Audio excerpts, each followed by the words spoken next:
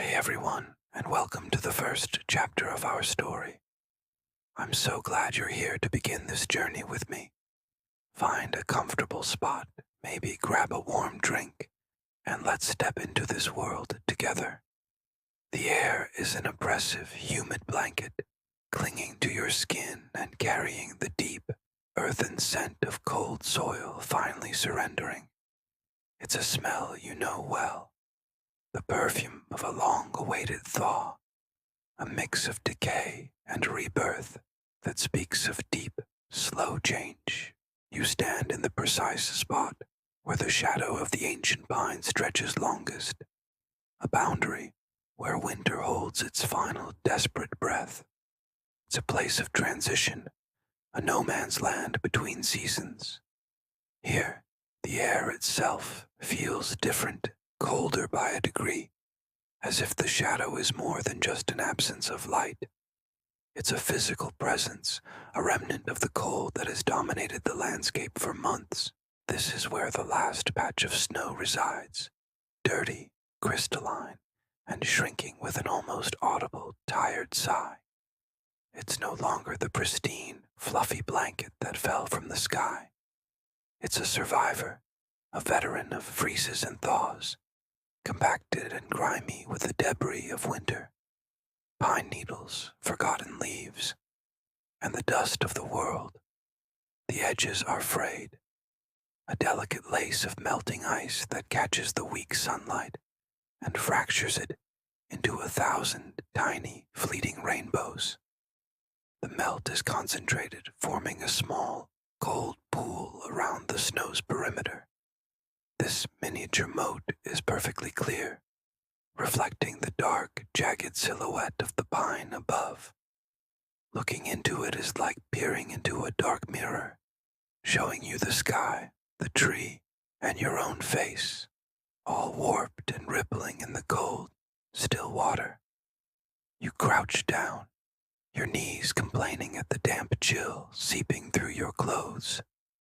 The ground here is a tapestry of textures. Where the sun has reached, a new tentative green is emerging. The first blades of grass impossibly bright against the dark, muddy earth.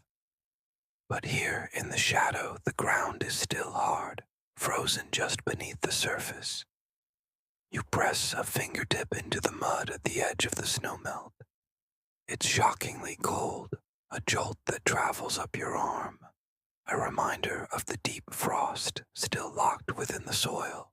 You feel like an archaeologist, uncovering the last artifact of a forgotten age. This small, stubborn island of winter, the ancient pine that casts this long shadow, is a character in its own right. Its bark is a rugged map of a long life, deeply fissured and coated in a fine, green moss on its northern face. The lower branches, heavy with a final, stubborn dusting of snow, droop towards the ground, creating a dark, enclosed space.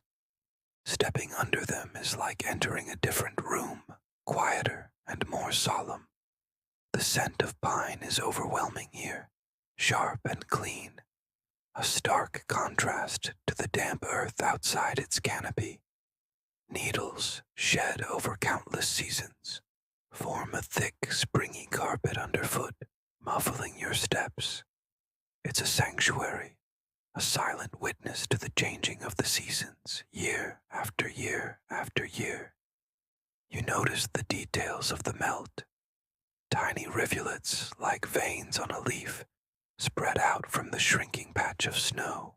They carve miniature canyons in the mud, carrying away bits of grit and organic matter. Following one with your eyes, you see it join a larger stream, which then disappears into a mat of last year's dead leaves. There's a quiet, relentless industry to it all. The sun, even in its pale, early spring state, is a powerful engine, and this melting snow is its work.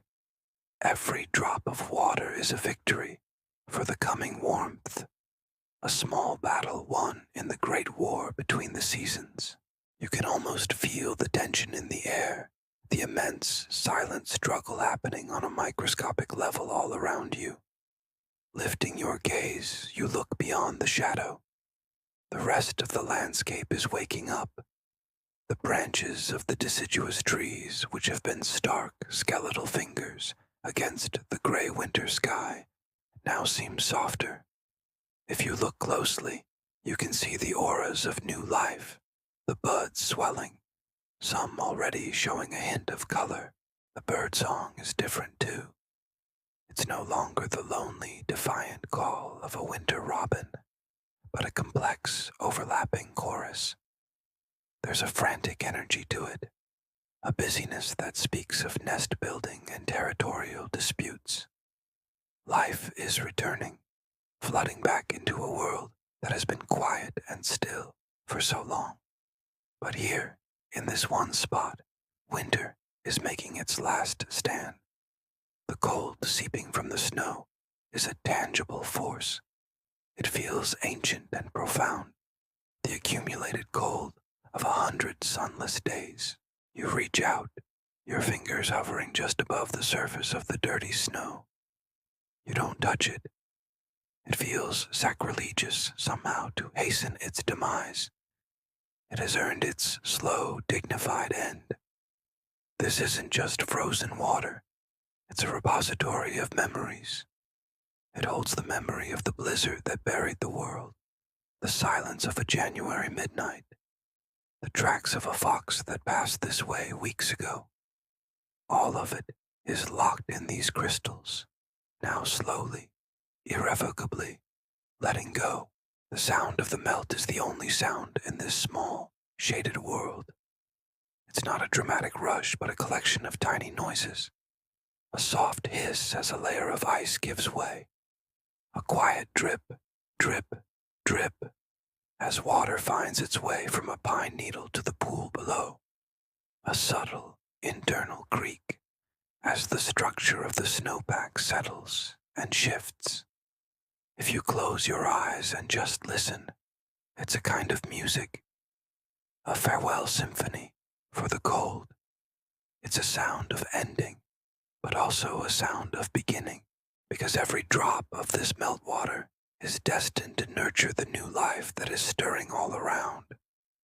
It will be drawn up by roots, feed the moss, and eventually evaporate to become part of the air again. You think about the nature of shadows. They are defined by what they are not, an absence. But this shadow feels like more than that. It's a protector. It has guarded this last piece of winter, sheltering it from the full force of the sun, allowing it this slow, graceful retreat. Without the pine, without its shadow, this snow would have been gone weeks ago, a forgotten casualty of the first warm day. The shadow has granted it time, a final, quiet chapter. It's a collaboration between the tree and the sun, a daily dance that dictates the boundaries of the seasons. As the sun moves across the sky, the shadow shifts, and the line between winter and spring moves with it. You stand up, brushing the damp earth from your knees, the air on your face, now that you've been crouched by the cold snow, feels surprisingly warm. You've been acclimatized to the microclimate of winter's last breath. Taking a step out of the pine's shadows like crossing a threshold. The sunlight lands on your skin with a sudden, welcome warmth. The colors of the world seem brighter, the greens more vibrant, the blue of the sky more profound. You have been in a place of endings, and now you are standing in a world of beginnings. You look back one last time at the shrinking patch of snow, a small gray-white scar on the waking land. It's a poignant sight, a final, quiet goodbye. There is a sadness to it, the kind of melancholy that comes with any ending. But it's a gentle sadness, tempered by the promise of what's to come. You know that the next time you come to this spot, tomorrow or the day after, it will be gone. The shadow of the great pine will fall on damp, dark earth, and the last evidence of the long, hard winter will have vanished, returned to the cycle from which it came, its memory absorbed by the soil, its story complete. But for now, it remains. The last shadow, guarding the last snow. The sun, bright but weak, warms the thick, dark mud, drawing out its moisture and intensifying the musk of decay and minerals. It's a primal smell, the scent of earth turning over, of winter giving way to the damp promise of spring. Your gaze fixes on the snow's edge, where the retreat of winter is most apparent. It isn't melting cleanly, not in the way you remember from childhood, with clear rivulets running down the pavement. No, this is different. It's collapsing into itself, a slow gravitational pull, creating a slurry of slush and soil. As you watch, transfixed by the slow motion decay, the slurry thins in one particular spot. Something is pushing up from beneath. It's black, geometric, and impossibly rigid. Your mind races through possibilities. A rock? No, it's too perfect. The angle's too sharp, the surface too smooth. It defies the natural, chaotic shapes of the landscape. It's an intrusion, an anomaly in the soft, yielding earth. The object continues its ascent, a silent, dark shape emerging from the viscous, dark brown liquid, challenging everything you thought you knew about this familiar patch of ground. Slowly, cautiously, I reached down. My hand hovered for a moment over the murky surface, a visible boundary between the warm, humid air and the unknown below. Then I plunged my arm in. A sudden, unpleasant chill shot up my arm as my hand broke through the thin film of water at the top. It was colder than I expected, a stark contrast to the balmy afternoon.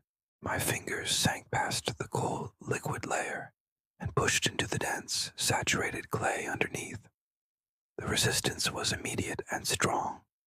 The clay was thick, a heavy, clinging muck that sucked at my skin, trying to hold me back.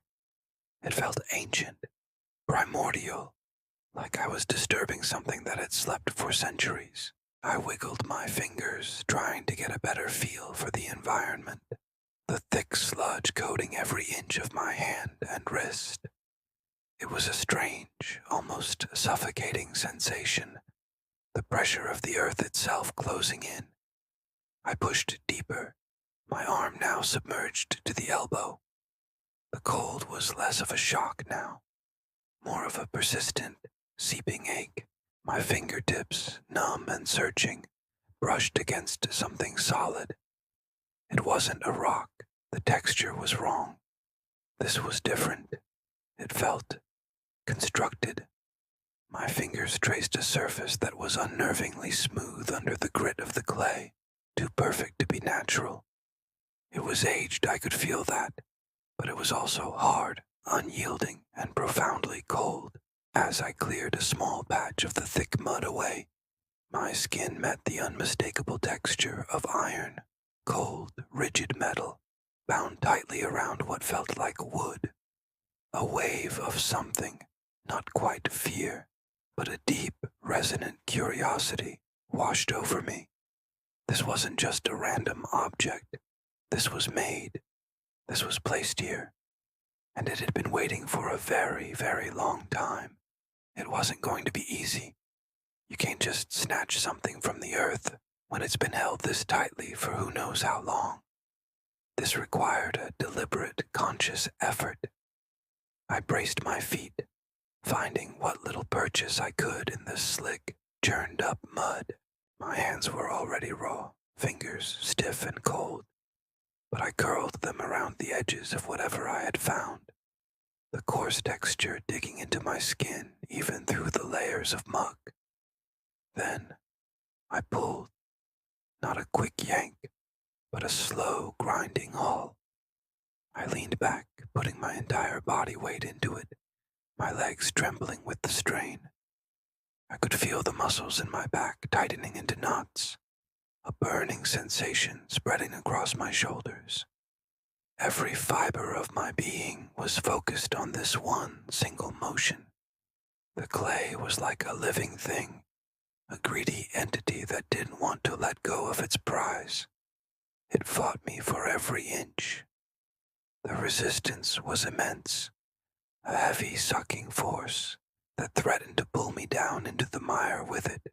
For a moment, nothing happened. It felt like I was trying to pull the whole world up by its roots. The only sounds were my own ragged breaths and the squelching of my boots sinking deeper into the ground. I gritted my teeth, a low groan escaping my lips. Come on, just let go.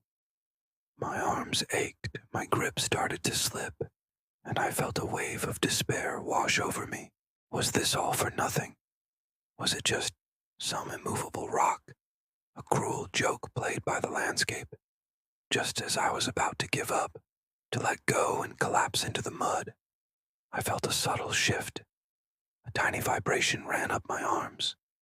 The resistance lessened, just a fraction, but it was enough. Hope surged through me, a fresh jolt of adrenaline. I redoubled my efforts, pulling with a renewed sense of purpose. And then I heard it. It wasn't a loud crack or a snap. It was a low, disgusting, drawn-out sound. A wet, sickening schlub. It was the sound of a vacuum being broken, of deep, wet suction finally giving way. The earth was releasing its grip. Slowly, agonizingly, it began to emerge from the hole. It was a small, square shape, turning lazily as I lifted it into the pale light. A wooden box.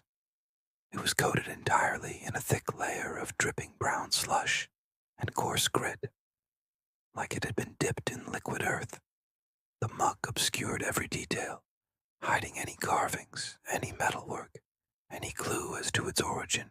It was just a muddy, rotating cube, dripping sludge back into the hole it had occupied for so long. As I held it, water and silt running down my arms.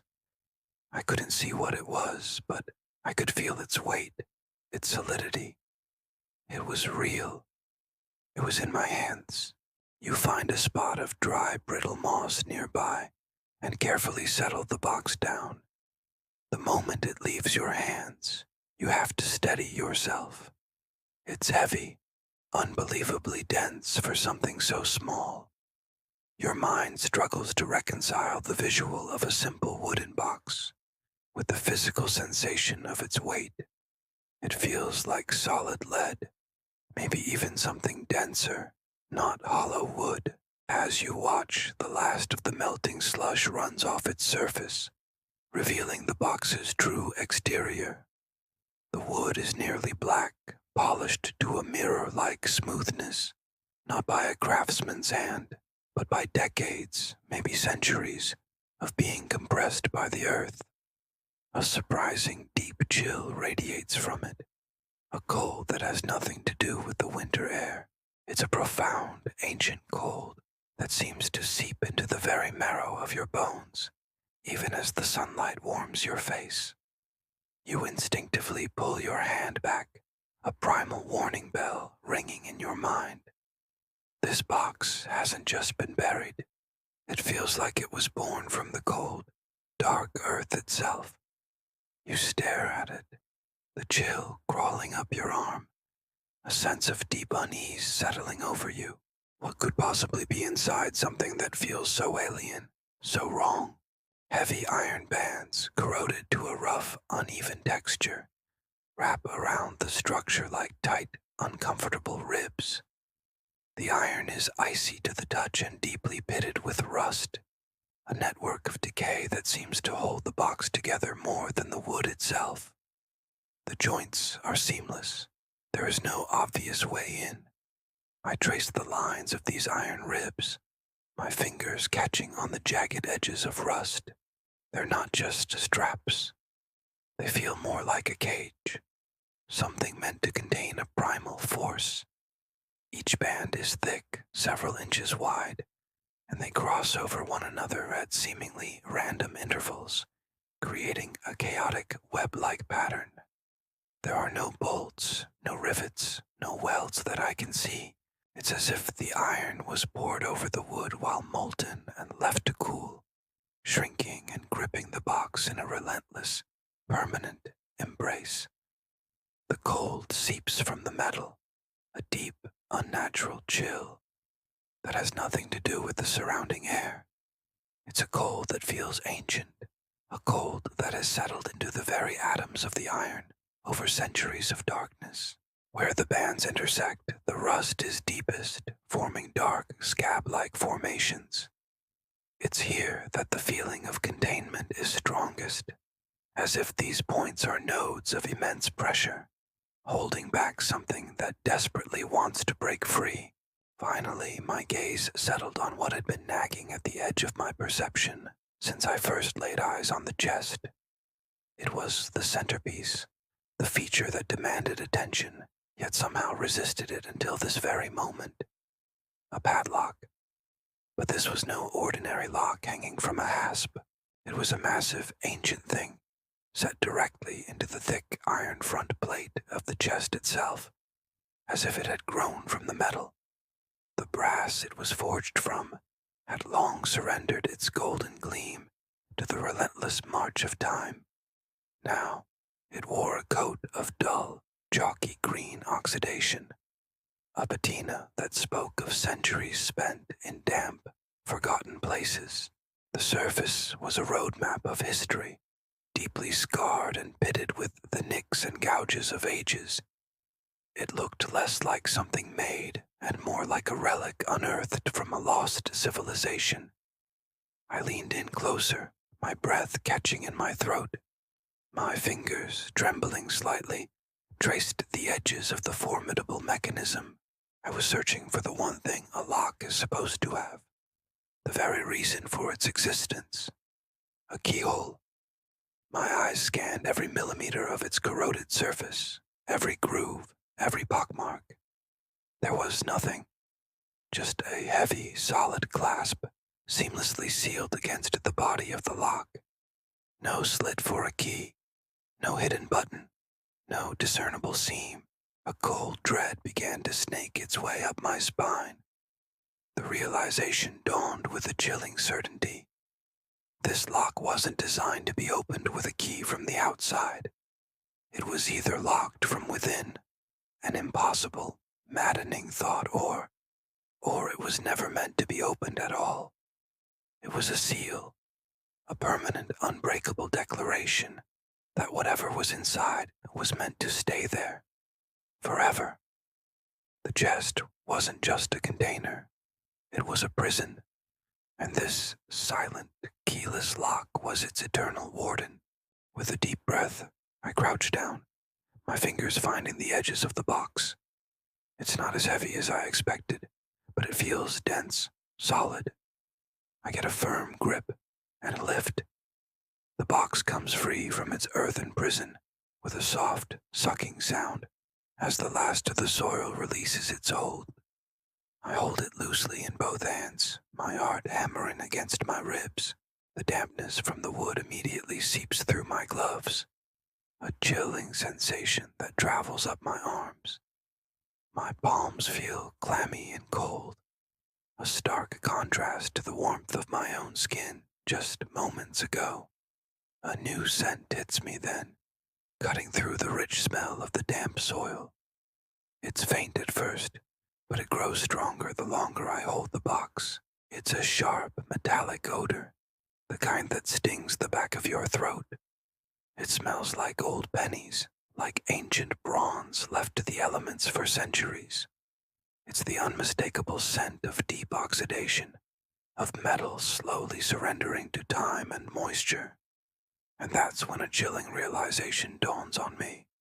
A thought so clear and sudden it feels like a physical shock. This box wasn't just buried. The careful placement, the depth, the strange metallic scent. It all points to one thing. This wasn't a hiding place. It was a container. Something was sealed inside, deliberately imprisoned deep within the earth. The question is no longer just what's inside, but why it was so important to keep it locked away. The weight in my hands suddenly feels heavier, not physically, but with the burden of a secret I might not be ready to uncover. You press the box close to your ear, the polished wood cool and smooth against your cheek. The silence in the room feels heavy, a thick blanket you have to push through. You hold your breath, listening, trying to find any clue, any imperfection in its construction. You're searching for a fissure, a hidden seam, anything that might betray how to open this impossible puzzle. The air is still. Your own heartbeat is a dull thud in your ears. Then, you hear it. Shh. Wait. It's faint, so faint you almost dismiss it as a trick of your own mind, the product of straining to hear something that isn't there. But no, it's real. A sound, distinct and undeniably internal. It's a subtle, persistent scratching.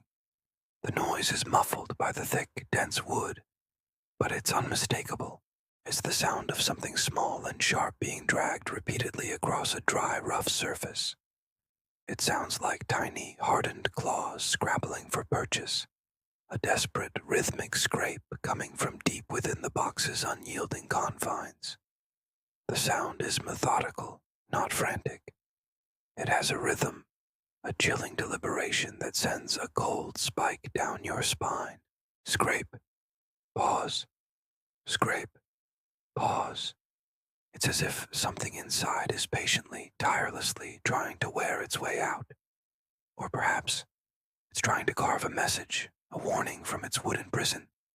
You shift the box, turning it over and over, pressing different sides to your ear. The sound is always there, a constant, maddening whisper from the heart of the wood. It doesn't change in volume or intensity, just that steady, grating repetition. Your mind races, trying to process what could possibly be making that noise. An insect? No, the sound is too sharp, too intentional for an insect. A clockwork mechanism that's malfunctioned. Maybe, but it lacks the metallic ring of gears. It sounds organic, alive. The scratching seems to mock your efforts. A secret language spoken from a world you can't see. It's a sound that promises something is contained, something that wants to be free. And with every scrape, the mystery of the box deepens, transforming from a simple puzzle into something far more sinister. What in the world is trapped in there? The scratching inside the walls stopped, not faded, not trailed off. It just ceased. The very instant you realized you were truly listening, it was gone. An abrupt, clean cut in the fabric of sound. You strain your ears, trying to catch a lingering echo, a final scuttling whisper. But there's nothing, only silence. This isn't the peaceful quiet of a sleeping house or the dead of night. No, this silence is different. It's an aware silence. It has weight and substance. It feels like a presence in the room, pressing in on you from all sides. You hold your breath without meaning to, a primal instinct to make yourself as small and still as possible. Your heart hammers against your ribs, a frantic drumbeat in the vast, empty concert hall of the quiet. Every nerve in your body is on fire. You focus, trying to pierce the oppressive stillness, trying to hear what comes next. But as you concentrate, the silence only deepens. It grows heavier, more expectant. It's no longer just an absence of noise. It feels like something ancient and vast holding its own breath, waiting for you to make the first move. The terrifying thought dawns on you, cold and sharp as ice. The silence isn't just waiting. It's listening. It's listening back. And it knows you're there. The air thickens, charged with an unspoken question. The familiar shadows in the corners of your room seem to stretch and warp, no longer benign, but hiding something that watches with unblinking patience. You are a mouse frozen under the gaze of a hawk, trapped in a moment that stretches into an eternity. The scratching was unnerving, yes, but this intelligent, predatory silence is 1,000 times worse. It's a direct confrontation, a battle of wills played out in the complete absence of sound. You can feel its focus on you, a cold, analytical pressure against your mind. The silence is a living thing, and it's considering you. It's judging you. The seconds tick by, each one a lifetime. You want to scream, to run, to do anything to shatter this unbearable tension. But you're paralyzed. Your own breath is a prisoner in your lungs. The very act of exhaling feels like it would be a surrender, a signal to whatever is on the other side of this quiet. You're no longer just hearing the silence. You are a part of it, caught in its web. And in that profound thinking quiet, you realize the horrifying truth. The scratching wasn't the threat. It was just a distraction, a knock on the door. The real presence, the intelligent and ancient thing you're now facing, was always here, waiting in the stillness behind the noise. And now, you have its full, undivided attention. The silence isn't an absence of sound anymore. It's a presence, and it's waiting for you to break. The journey inside began not with a key or a latch, but with a sudden, jarring shift in the world around it. The box was lifted, its weight a dense, cold promise in unseen hands. It moved through the cooling afternoon air, a pocket of winter carried through the lingering warmth of the day. The transition from the open expanse to the confines of a room was abrupt. The air grew still, thick with the scent of old wood, dust, and something else.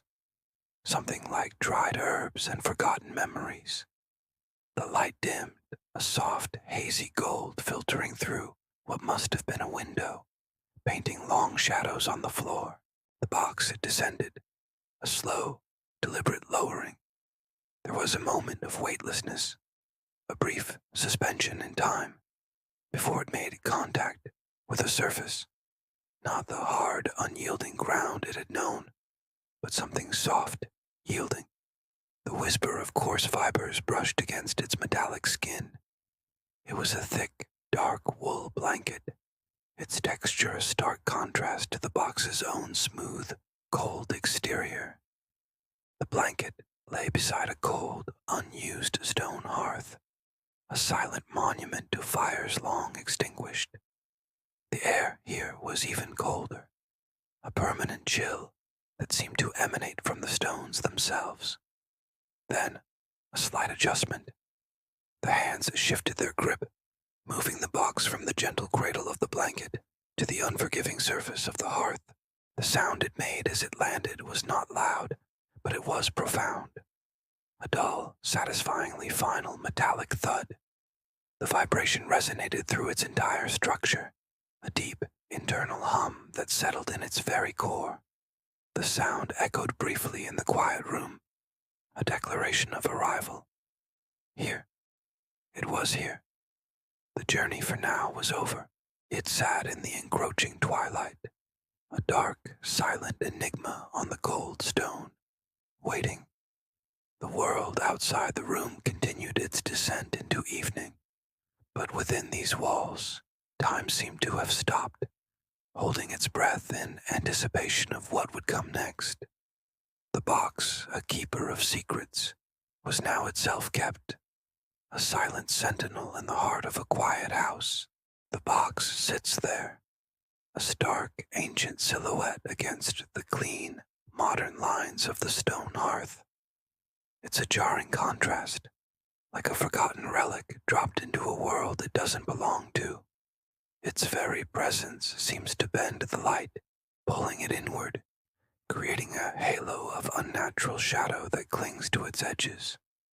It doesn't just block the light, it consumes it. You find your gaze drawn back to the padlock. It's not just a lock, it's a statement.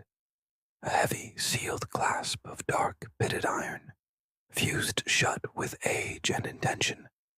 This wasn't designed for temporary storage, to keep prying eyes out for a season. No, this was meant for permanent containment. A cage. You run your fingers over the cold stone of the hearth, then let them hover just above the box's surface, feeling a strange, almost imperceptible vibration. A low thrum of energy that prickles your skin. The air around it is colder, stiller. It's as if the box has its own atmosphere, its own pocket of time, where the rest of the world ceases to matter. The silence in the room deepens, no longer peaceful, but heavy, expectant. The gentle crackle of the fire you'd built earlier seems a distant memory. Now, only the hushed, oppressive presence of this dark container fills the space. You try to remember the layout of the room before it appeared, but the memory is hazy, as if the box has always been here, waiting. Its existence rewrites the reality around it. You notice that the carvings on its surface are not random patterns. They're a language, but one you don't recognize. Not ancient runes, not hieroglyphs, but something else entirely. Something alien. The symbols writhe and twist, seeming to shift just at the edge of your vision, playing tricks on your mind. Are they just intricate carvings? Or are they moving? You lean closer, your breath fogging in the chilled air. The padlock is the focal point, the heart of this enigma. It has no keyhole, no combination dial. It is a solid block of metal, a final, unyielding seal. How was it closed? And more importantly, was it ever meant to be opened? The thought sends a shiver down your spine that has nothing to do with the cold. This object wasn't just locked, it was imprisoned.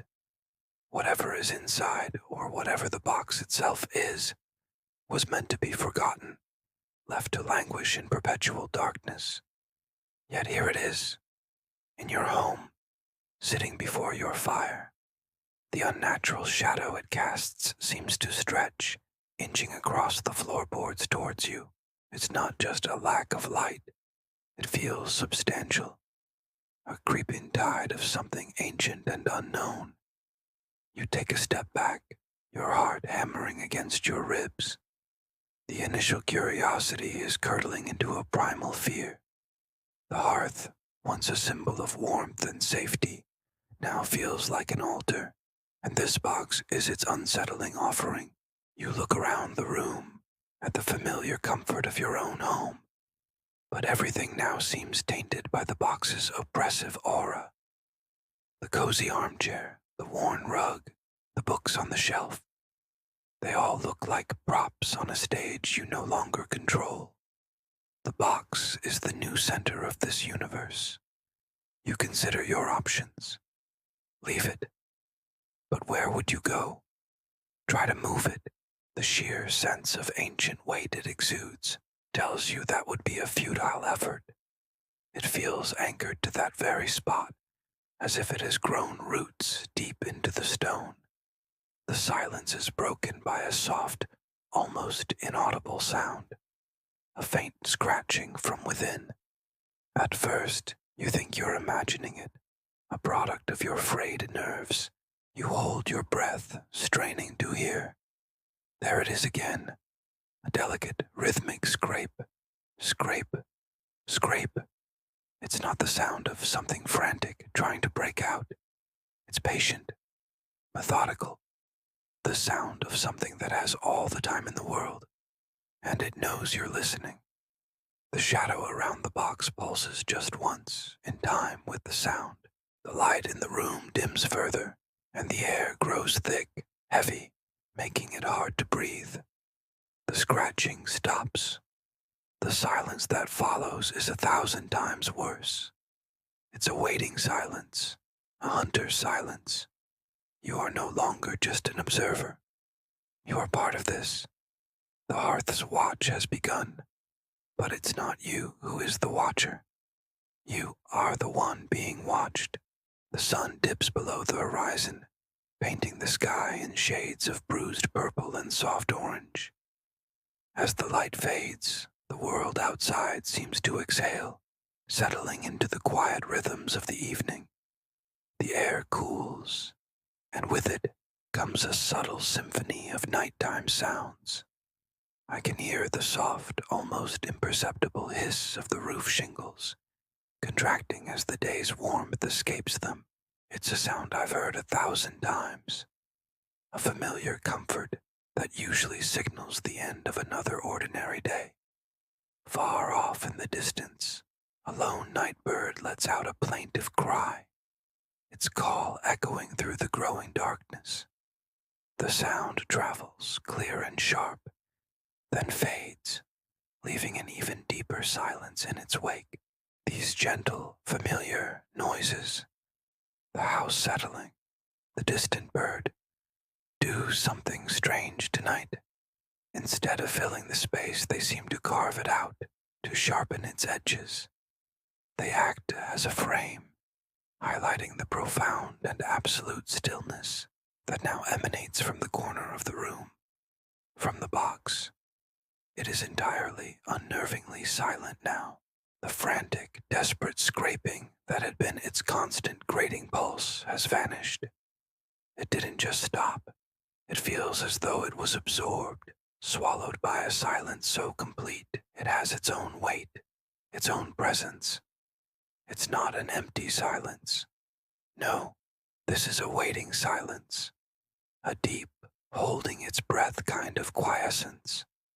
The absence of sound is now more terrifying than the noise ever was. Before, there was a struggle, a sign of something trapped, something alive. Now, there is only this heavy, patient stillness. It's as if whatever was inside has finally realized something, has made a decision, and is now simply waiting.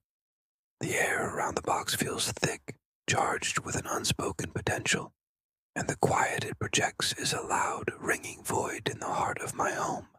It wasn't a noise that woke me, not a creak of a floorboard, not the whisper of wind against the window pane, not even the distant rumble of a passing truck. No, it was the cold, a sudden, piercing chill that seemed to emanate from the very bones of the house. I was pulled from the depths of sleep into the disorienting darkness of 3 a.m., my body instantly covered in goosebumps beneath the thin sheet. The air in my bedroom was still and comfortable, but a draft, an impossibly cold one, was seeping in from under the door. It was a specific, localized cold, a phenomenon I'd never experienced before. It wasn't due to the general dampness of a winter night, or the result of a window left ajar. This was different. This felt intentional. My heart began to pound a slow, heavy rhythm against my ribs, a drumbeat in the profound silence. The digital clock on my bedside table glowed a stark red. 3:03 a.m. The witching hour, they called it. I had always dismissed such notions as folklore, silly stories to scare children. But lying there, with that unnatural cold creeping into my room, I wasn't so sure. Curiosity, or perhaps a foolish sense of self-preservation, compelled me to move. I had to know the source of this cold.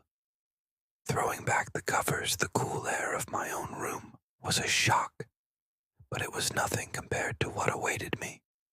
As I swung my legs over the side of the bed, my bare feet touched the wooden floor.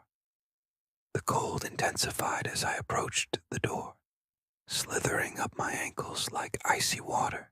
It was as if a river of frozen air was flowing from the hallway. I placed my hand on the doorknob. The brass was so cold, it felt like it might burn my skin. Taking a deep breath, I turned it. The latch clicked with a sound that seemed deafening in the stillness. I pulled the door open just a crack, peering into the inky blackness of the hallway.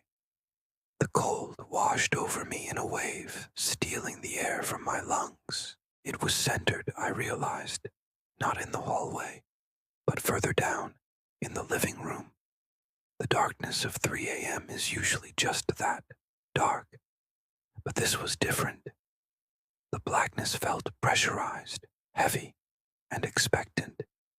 It had a weight to it, a physical presence that pressed in on me from all sides. It was as if time itself was holding its breath, waiting for something to happen. The familiar shadows of my home were gone, replaced by a uniform, suffocating void. I couldn't even make out the faint outline of the hallway table or the family photos on the wall. It was like looking into a bottomless abyss. My instinct screamed at me to slam the door, to crawl back into bed and pull the covers over my head until morning. But I was frozen, mesmerized by the sheer wrongness of it all. The chill wasn't just a physical sensation anymore. It was an emotional one. It carried with it a profound sense of loneliness, of ancient sorrow. It was a cold that didn't just touch your skin, but seeped into your soul. I took a hesitant step into the hallway. The floorboards, usually prone to groaning under my weight, were silent.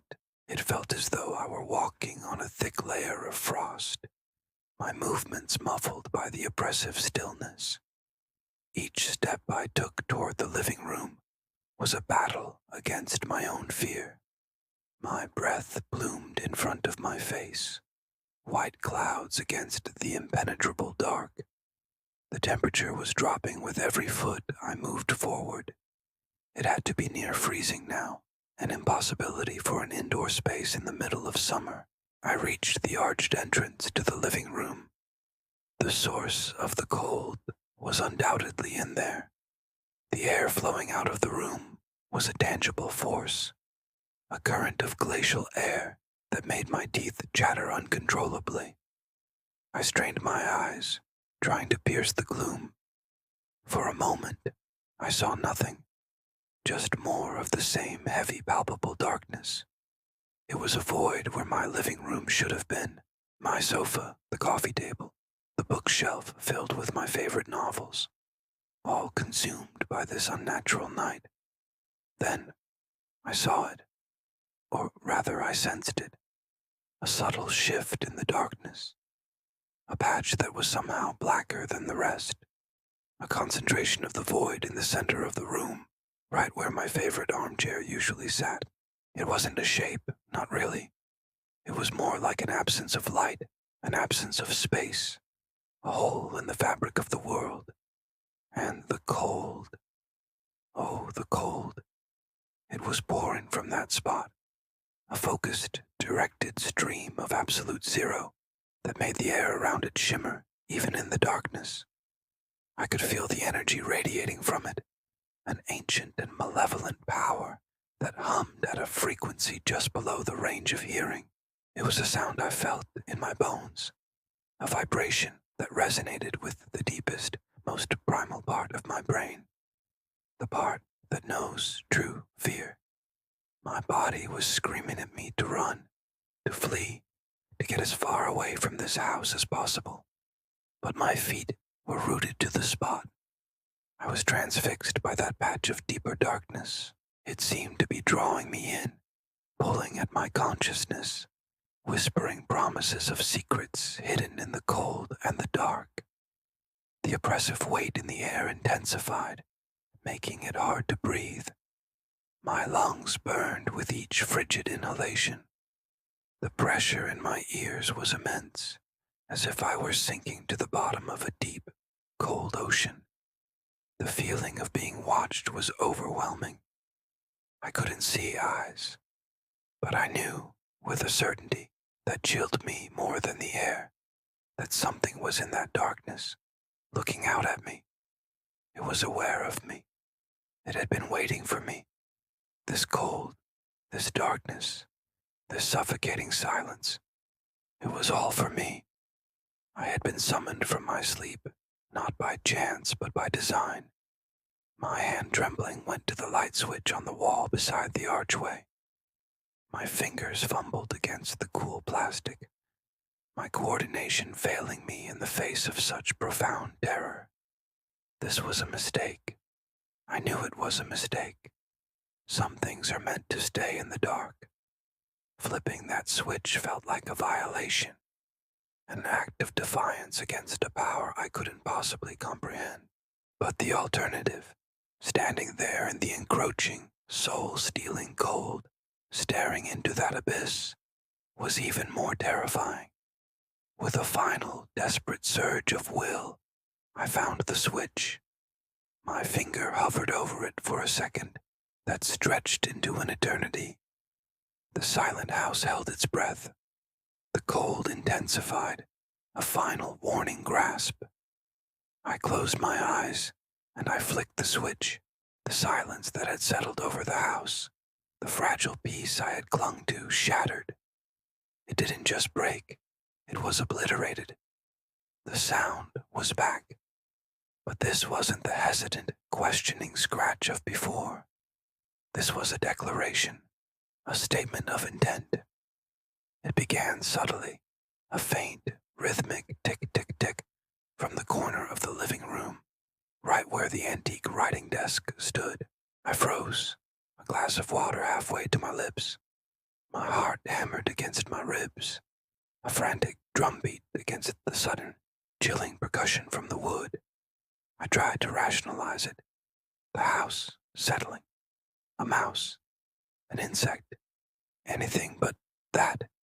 I placed the glass down, my hand trembling so badly that water sloshed over the rim, cold against my skin.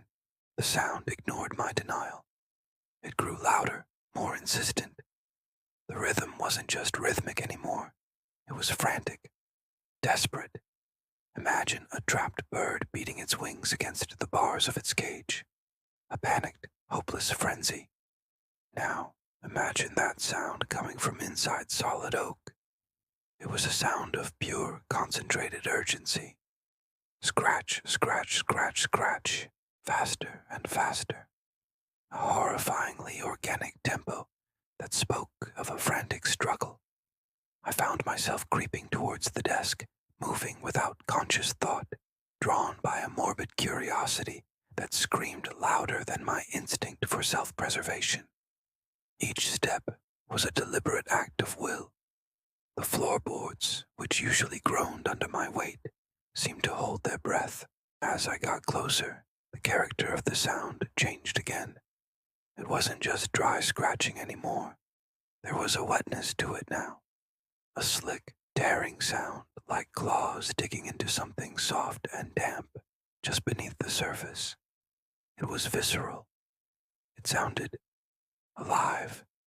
And it sounded closer, not just closer to me, but closer to the surface of the wood itself, as if whatever was inside was mere millimeters from breaking through. My breath hitched in my throat. I could almost picture it. Something working furiously, its entire being focused on this one singular goal: to get out. The wood of the desk, so dark and polished, seemed to pulse with the vibration. I leaned in, my ear just inches from the surface, against all better judgment. The sound was deafening now. A miniature contained a storm of furious activity. It was a sound of frantic labor, of something clawing its way through the very fibers of its prison, splinter by splinter. The wet, tearing noise was more pronounced, a sickening squelch that accompanied the rapid scraping. It conjured images of splintered wood mixing with something else, something organic. I backed away, a cold sweat breaking out across my forehead. This was different. Before, the sound felt like a question, a ghostly echo. Now, it felt like a countdown. The urgency was palpable, a tangible force in the room. It felt like the thing inside the desk knew I was there, knew I was listening, and its frantic efforts were escalating in response to my presence. It was no longer a haunting, it was a siege. The sound wasn't just a noise anymore. It was a promise that whatever was trapped inside that desk was coming out. And the speed, the wetness, the sheer undiluted desperation in that sound told me it was going to happen very, very soon. The silence I had craved was now a distant memory, replaced by the terrifying certainty of what was to come. The scratching was no longer a mystery to be solved. It was a threat, and its deadline was rapidly approaching. The silence of the room was a fragile thing, a thin sheet of glass that shattered the moment the scratching started again. It wasn't random this time, not a skittering sound that could be dismissed as a rat or the house settling. No, this was deliberate, rhythmic, and coming from a very specific place.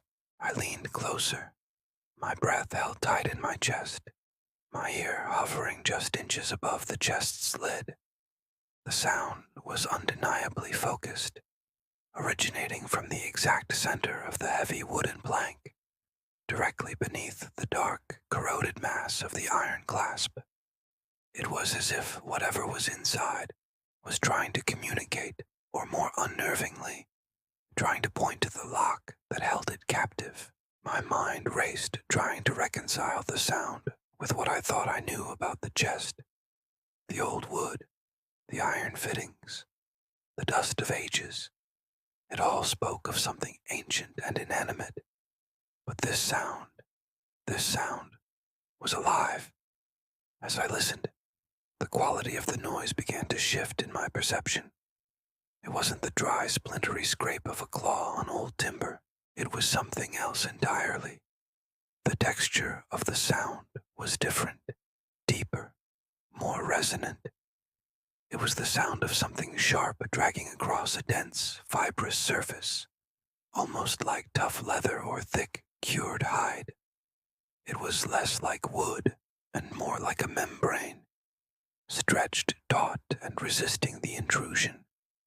Each scrape was a methodical, drawn-out affair, a rasping journey of a few inches, and at the end of each one there was a tiny, almost imperceptible noise that sent a shiver down my spine. It was a microscopic chick, a sharp, punctuated stop. It wasn't the sound of a tool slipping. It was the sound of impact. It was the sound of the sharp point digging in, meeting resistance, and then stopping abruptly, as if the effort was too great, or as if it was preparing for the next stroke. Scrape, chick, scrape, chick. The rhythm was maddening, a slow, torturous beat, counting out the seconds in the suffocating stillness of the attic. I pulled back, my heart hammering against my ribs. What kind of material makes a sound like that? A dense, fibrous membrane. The words formed in my mind, and with them came a cascade of horrifying possibilities. It wasn't wood being scratched. It was something else, something organic, something that once had life, or perhaps still did. The chick was the punctuation mark to a sentence I couldn't understand, a sound of determined, persistent effort against a barrier that was both physical and, I was beginning to suspect, biological. The sound stopped again, plunging the room back into a heavy, expectant silence, but the echo of it remained, imprinted on my hearing. Scrape, chko. I stared at the iron clasp, its rust-pitted surface seeming to mock me. The focus was there, the source was there. Whatever was inside wasn't just randomly clawing at the walls of its prison. It was working on something specific, something right under the lock. Was it trying to weaken the lid? Or was it trying to get through something else entirely? A secondary barrier hidden within the construction of the chest. I imagined a sharp point, a nail or a shard of bone, digging relentlessly into that strange, leathery surface. The image was so vivid, so visceral, that I could almost feel the resistance, the slight give of the membrane before the final, jarring impact. The thought was nauseating. The chest was no longer just a mysterious antique. It was a container, a vessel holding something that was actively, methodically trying to get out. The air grew thick and heavy, each particle seeming to vibrate with the ghost of that sound. I knew I couldn't leave it alone. The focus of the sound was a clue, a breadcrumb leading me deeper into the mystery, and I had to follow it, no matter how terrifying the destination. The scraping began again, a little faster this time, a little more frantic. Scrape, scrape, chike. It knew I was listening. It was calling to me. You approach the hearth, your bare feet cold on the wood floor. The silence in the cabin is thick, a heavy blanket that smothers every tiny sound. Outside, the world is waking up to a tentative spring, but in here, winter still holds its breath. Each step you take feels deliberate, measured, as if you're walking on sacred, or perhaps cursed, ground. The floorboards don't even creak beneath your weight. It's as if the house itself is holding its breath with you. Leaning in close to the hearth, you feel it instantly. A cold, clammy aura radiates from the ancient wood of the mantelpiece. It's a chill that is independent of the room's temperature, an inner cold that has defied the spring thaw. You run your hand over the rough-hewn surface, and the sensation is startling. It's not just the cold of inanimate material. It feels deeper, like touching something that was once alive and has been frozen from the inside out. It's a damp, bone-deep cold, the kind that seems to cling to your skin and seep into your very marrow. Your gaze follows the intricate carvings that snake across the mantel. They're unlike anything you've seen before.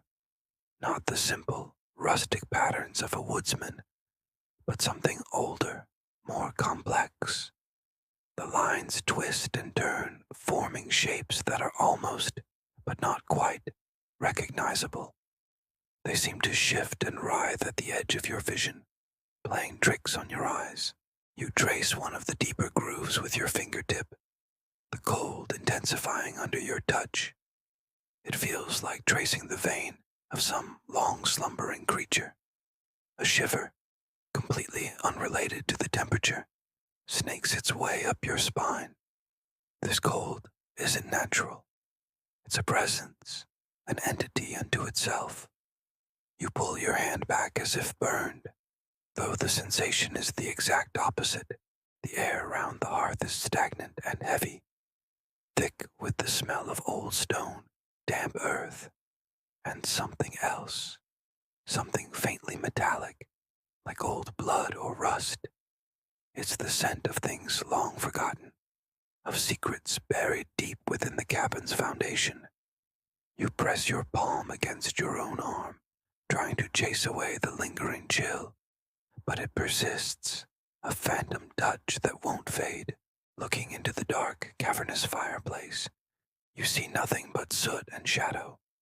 No embers glow, no hint of a recent fire. Yet, this profound cold emanates from it, a constant, silent exhalation. It's a focal point, a heart of ice in the center of the wooden home. The more you focus on it, the more you realize it's not just a physical cold. It's an emotional one, too. A wave of profound loneliness and sorrow washes over you, so intense it almost brings you to your knees. It's not your own emotion. It's an echo, a residue left behind by someone or something that knew a coldness far greater than any winter. You stare at the carvings again, trying to decipher their meaning. Are they a warning, a story, a key? The lines seem to pulse with a faint, unseen energy, and the cold deepens, growing almost painful. It's a deliberate, watchful cold. You have the unnerving feeling that you are not just observing it, but that it is observing you right back. The hearth is not merely a part of the cabin, it's the core of its mystery, a source of power that has been waiting, dormant, for a very, very long time. And now, you've disturbed its slumber. You take a slow step back, then another, your eyes locked on the dark fireplace. The cold aura seems to follow you, a tendril of icy air reaching out, reluctant to let you go. The feeling of being watched intensifies, and you can almost hear a whisper in the oppressive silence, a wordless sound that speaks of long, lonely years, and a hunger that has never been sated. The mantelpiece stands silent and imposing, its ancient wood holding the memory of a chill that time itself cannot warm. You know, with a certainty that freezes your blood, that you've just touched the true heart of this place, and it is a heart made of solid ice. The room feels different now. The cozy illusion has been shattered, replaced by a stark and threatening reality. The cabin is not a shelter, it's a vessel. It holds this cold, this sorrow, this waiting presence, and you are trapped inside with it. The wooden walls that once seemed protective now feel like the ribs of a cage. The silence is no longer peaceful. It's the quiet of a predator before it strikes. Every shadow seems to deepen. Every corner holds a new, unseen threat. The chill from the hearth has spread, not just through the room, but through you. It's a part of you now, a shard of ice lodged deep within your soul, a constant reminder of the ancient cold you have awakened. You look around the small space, and for the first time, you feel a primal, gut-wrenching fear. You are not alone in this cabin. You were never alone. The silence in the room stretched, becoming a presence in itself, a heavy blanket that smothered every other sensation. My ears, strained from listening for the faintest anomaly, began to invent noises. The creak of a floorboard upstairs, the distant hum of the refrigerator, the gentle sigh of the wind against the window pane. I was on the verge of dismissing the entire episode, of chalking it up to an overactive imagination, fueled by lack of sleep and too much coffee. My nerves were frayed, my mind playing tricks on me. That had to be it. I took a deep breath, ready to push back from the table, to declare the night a loss and seek the solace of my bed. And then it happened again. This time, there was no mistaking it. It was not a product of my weary mind, nor was it a mundane household sound. It was a hiss, a dry, rattling exhalation, so quiet it was almost a ghost of a sound. It was as if someone with lungs full of sand and dust had tried to whisper a secret. The sound was brief, a mere flicker in the profound stillness, but it was undeniably present. It seemed to emanate from the box itself, specifically from somewhere near the upper band of dark, pitted iron. I leaned closer, my heart hammering against my ribs, my breath caught in my throat. My eyes scanned the area, searching for the source, for any visible opening, no matter how small. There was nothing. The wood was seamless. The iron band fused to it as if they were one, yet the sound had been real. It was a human sound, or at least it mimicked one with chilling precision. It wasn't the sound of pressure equalizing, not the simple release of trapped air. This was different. It felt ancient, organic. It was the sound of something stirring from a long, long slumber. As I held my position, frozen in a state of fascinated dread, a new element joined the auditory mystery. A scent. It slithered into the air, as subtle as the sound that preceded it. It was faint at first, easily missed, but it grew steadily, unfurling like a foul, invisible flower. The smell was sharp, acrid, and deeply unsettling. It was the smell of cold, preserved earth, the kind you might find deep beneath a forest floor, where sunlight has never touched. It was the smell of a crypt, of stone and damp and decay. But woven within that earthy, subterranean aroma was something else, something far stranger.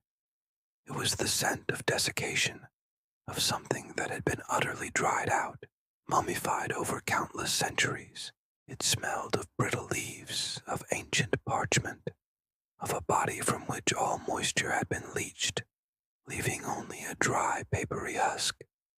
The combination was nauseating, a paradox of damp and dry, of life and its absolute absence. It was the scent of something long dormant, something that had been sleeping a sleep deeper than death, and was now finally beginning to revive. The air in the room grew thick with it, the smell clinging to the back of my throat, making my eyes water. The hiss had been a warning, a prelude. This smell, this was the announcement. It was the undeniable proof that I was no longer alone with an inanimate object. The box was not just a container, it was a vessel, and whatever it held within its dark, iron-bound confines was stirring. The faint, dry sigh had been its first breath in an age, and with that breath, it had exhaled the stench of its own ancient tomb into my world.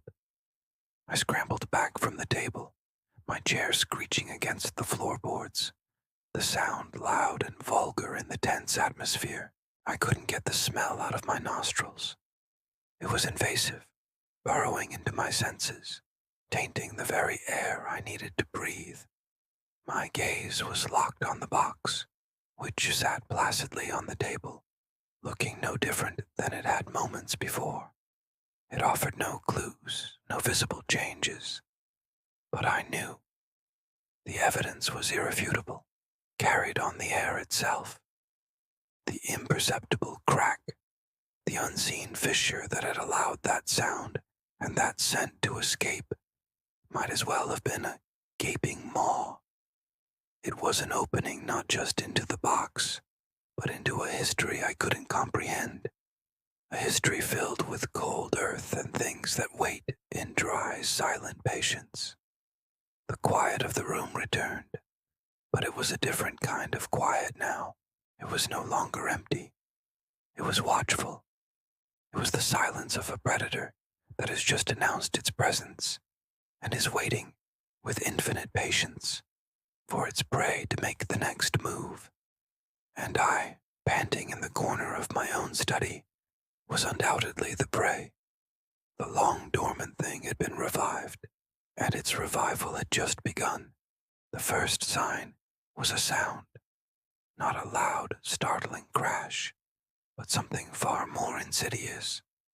A low groan, a vibration that seemed to travel not through the air, but through the very bones of the structure, through the soles of my feet, and up my spine. It was a frequency just on the edge of hearing, almost subsonic, a feeling as much as a noise. Imagine the sound of a great tree groaning under the weight of 100 years of snow, its fibers screaming in silent protest. Or the sound of a ship's iron hull deep in the crushing blackness of the ocean, every rivet and plate booming with a tension it was never designed to bear. That was the sound of things being bent just past their limit. At first, I dismissed it. The old place was full of noises. The sighing of the wind in the eaves, the scuttling of unseen things in the walls, the settling of ancient timbers. I had grown accustomed to its symphony of decay. But this was different. This wasn't the house settling into a comfortable old age. This was the house being actively, relentlessly pushed. The pressure was internal, a force originating from somewhere deep within, building steadily, inexorably, against the strength of its containment. I walked the halls, my hand trailing along the walls, trying to pinpoint the source. The wood panels felt alive. They hummed with a low-frequency energy, a resonant thrum that vibrated against my palm. In the great hall, I stopped and listened. The air itself felt thick, heavy with an unseen weight. The groan intensified, a long, drawn-out complaint of stressed iron and tortured wood. It was a sound that spoke of immense force, of a slow, deliberate application of power that was testing every joint, every nail, every single point of connection. The great iron bands that wrapped around the central support beams, once dull and inert, now seemed to shimmer with a strange tension.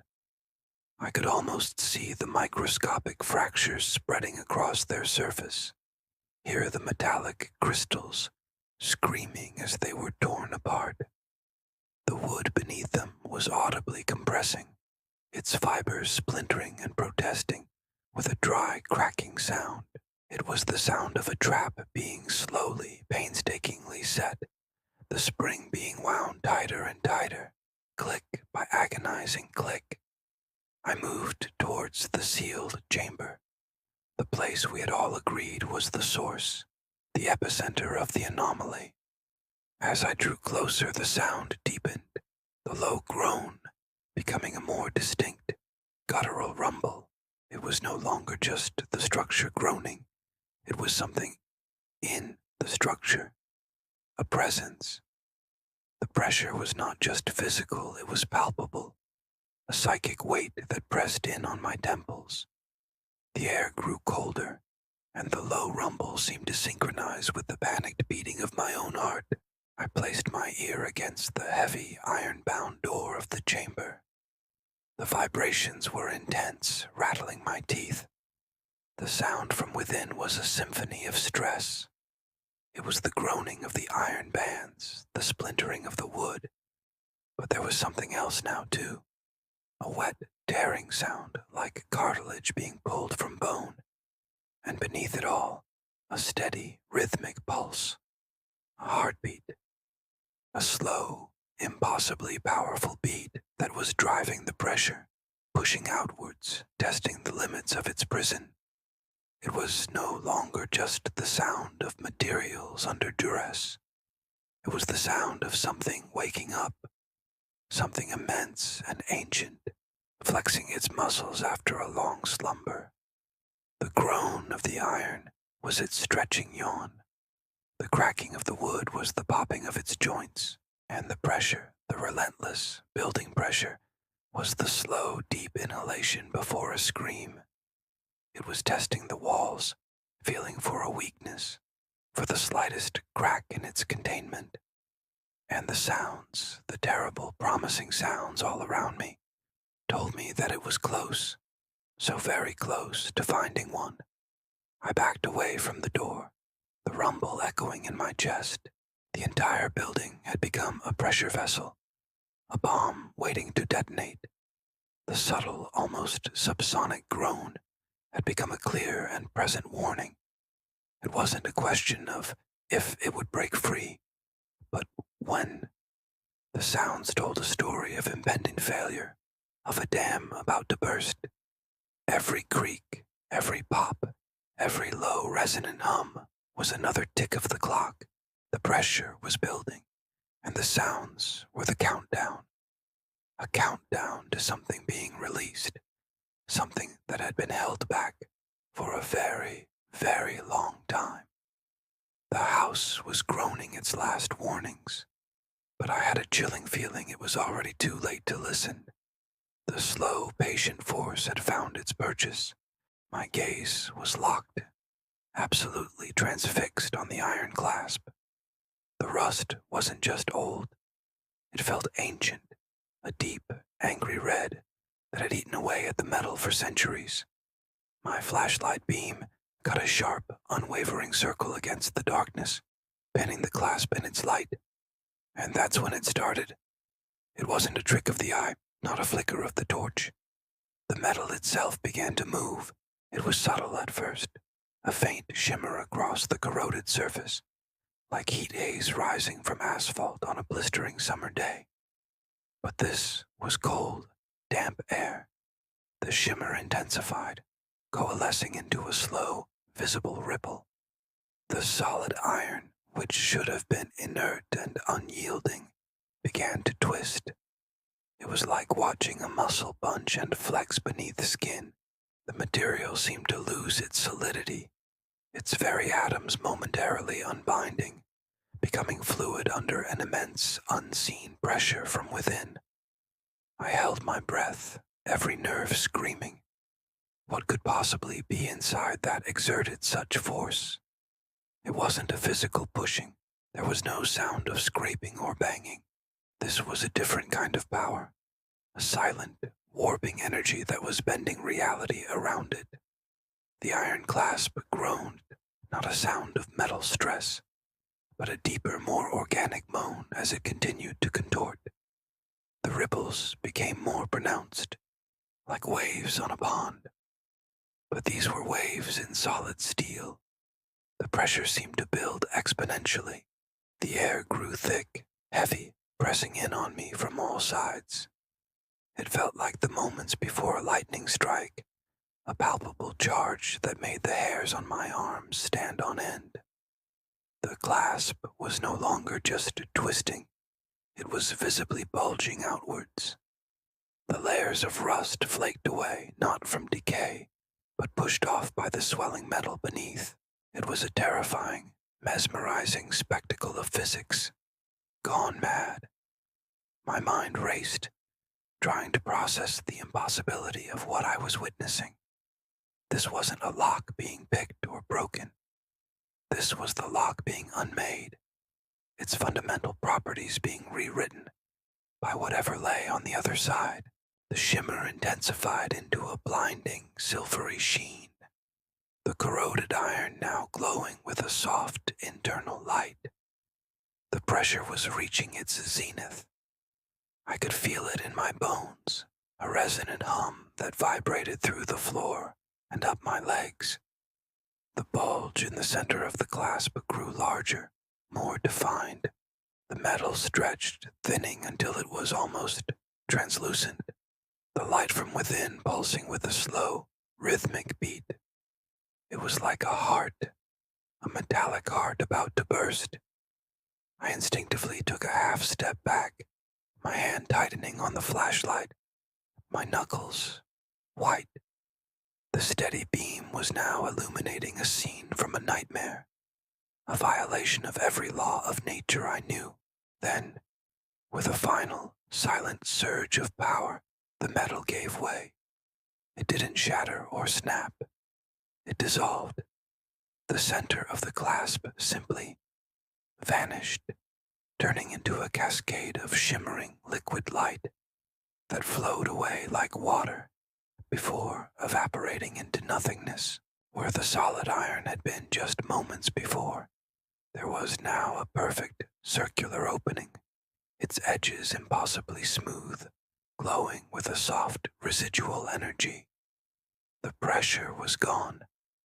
The air returned to normal, leaving behind a dead, profound silence, and through the newly formed aperture, a darkness deeper than any I had ever known seemed to beckon, promising answers to questions I was now terrified to ask. The path forward was open. Hello, everyone, and welcome back to the series. If you're new here, I strongly suggest you go back and watch from the beginning. For the rest of you, let's continue. For what felt like an eternity, the frantic scratching had been the only reality. It was a sound that had burrowed deep into my skull, a relentless, grinding assault on my sanity. It was the sound of something desperate, something furious, clawing its way through the old wood of the cabin, trying to get in. Or perhaps trying to get out. But then, just as suddenly as it had started each time before, it stopped. One last time. Instantly. The silence that followed was not a relief. It was a physical presence, a heavy, suffocating blanket that smothered all other sensations. The world seemed to collapse into this void of sound. It was absolute, more terrifying than the cacophony it replaced. When the scratching was happening, at least I knew where it was. I knew what it was doing. But in this quiet, the threat became formless, boundless. It could be anywhere. It could be right behind me. My own breathing sounded like a storm in my chest. My heart hammered against my ribs, a frantic drum beat in the oppressive stillness. The air in the small room grew thick and heavy, and a strange pressure built in my ears, the kind you feel when a storm is about to break. It was a low, persistent hum, a faint, ringing sensation that seemed to vibrate from the very foundations of the cabin. It was the sound of a held breath, the sound of a world waiting. I strained my ears, listening for a floorboard creak, a rustle of leaves outside, anything. But there was nothing, just that ringing silence. It felt like time itself had frozen. Every dust mote hanging in the single beam of moonlight from the boarded-up windows seemed suspended, locked in place. My focus narrowed until the entire universe was just this room, this silence, this feeling of an immense, unseen weight pressing in from all sides. It was a cold, sharp focus, like the moment before a lightning strike. All the fear, all the panic, it all crystallized into a single point of dreadful clarity. This wasn't a pause. It wasn't a retreat. This was the moment before the inevitable. The scratching had been a question, a demand. The silence was the answer. It was the final warning, a signal that the rules had changed. The game of cat and mouse was over. Whatever was out there had made its decision. I found myself holding my breath, my knuckles white as I gripped the rusty old fire poker I'd been clinging to for hours. My eyes darted around the room, trying to pierce the deep shadows that clung to the corners. Shadows that now seemed deeper, more solid than before. They seemed to pulse, to shift, as if they were alive, breathing in time with that silent, ringing hum. The cold wasn't just in the air anymore. It was seeping into my bones. A primal chill that had nothing to do with the night temperature. It was the cold of absolute dread. The rational part of my brain, what was left of it, screamed at me. It told me this was it. The scratching was the warning bell, the overture. This silence. This was the main event. It was a quiet declaration of intent. No more games, no more terrorizing from a distance. The time for scratching at the door was over. Now it was time for the door to come down. I slowly, so slowly pivoted on my heels, my back pressing against the rough-hewn logs of the far wall. I had to see the door. I had to face it. My gaze locked onto the simple wooden plank door, the source of all the noise, now so unnervingly quiet. The moonlight didn't quite reach it, leaving it shrouded in a thick, inky blackness. It was no longer just a part of the cabin. It was a portal, a gateway to the abyss that waited on the other side. The silence stretched, pulling taut like a rubber band about to snap. I could feel the static in the air, the pressure building, the world holding its collective breath, and in that perfect, cold, focused moment, I understood. The scratching wasn't the monster trying to get in. It was a warning from something else, something trying to keep it out. And now, that warning had fallen silent. The final barrier was gone. The faint ringing in my ears intensified, a high-pitched whine that vibrated through my teeth. The pressure dropped so suddenly, it felt like the cabin had been thrown into a vacuum. A deep, resonant thump echoed not from the door, but from the floorboards directly beneath my feet. And then another, closer. It wasn't outside anymore. It was already in. Thank you so much for watching. This story is getting more intense with every chapter, and your support means the world to me. If you're enjoying this journey into the dark, please hit that like button. And if you haven't already, subscribe and turn on notifications so you don't miss what happens next. I'll see you all in the next part. Stay safe. The weight of the midnight silence was a physical thing, pressing down on the world, muffling every distant sound, every rustle of leaves, every breath drawn in the dark. It was a silence that felt ancient and absolute, a void where time itself seemed to slow. Inside, the air was still, thick with the scent of old wood, dust, and the faint metallic tang of cold iron. Nothing moved. The moon, a sliver of bone-white light, offered no comfort, its glow too weak to pierce the profound darkness that clung to every corner. I had become accustomed to the stillness, finding a strange sort of peace in its predictability. The nights were a long, unbroken stretch of quiet, a stark contrast to the chaos that often filled the days. Each evening settled into the same familiar pattern. The creak of the floorboards as the house cooled, the whisper of the wind against the glass, the slow rhythmic beat of my own heart in my ears. These were the sounds of my solitude, the soundtrack to my waiting. The iron clasp had been a constant presence, a symbol of my confinement, yet also a source of a peculiar kind of security. It was old, forged in a time when things were built to last, to withstand pressure, to endure. Its surface was pitted and rough, cool to the touch, a solid, unyielding fact in a world that felt increasingly fragile. I had spent countless hours staring at it, tracing its robust form with my eyes, imagining the immense force required to bend it, to break it. It was, in its own way, a monument to permanence. Its silence was part of its strength. It never groaned, never strained, never gave any indication that the immense tension it held was anything but effortless. Tonight was no different. The house was asleep. The world outside was a deep, inky black. I was drifting in that space between wakefulness and sleep, my thoughts slow and syrupy, my body heavy with exhaustion. The silence was so complete, it was almost a hum, a low-frequency vibration that filled my head. It was in this perfect, uninterrupted quiet that it happened. It wasn't preceded by a groan of stressed metal, no scraping sound of friction, no telltale creak that might have warned of impending failure. There was absolutely no prelude. One moment, there was absolute silence. The next, a sound that tore the night apart. Snap.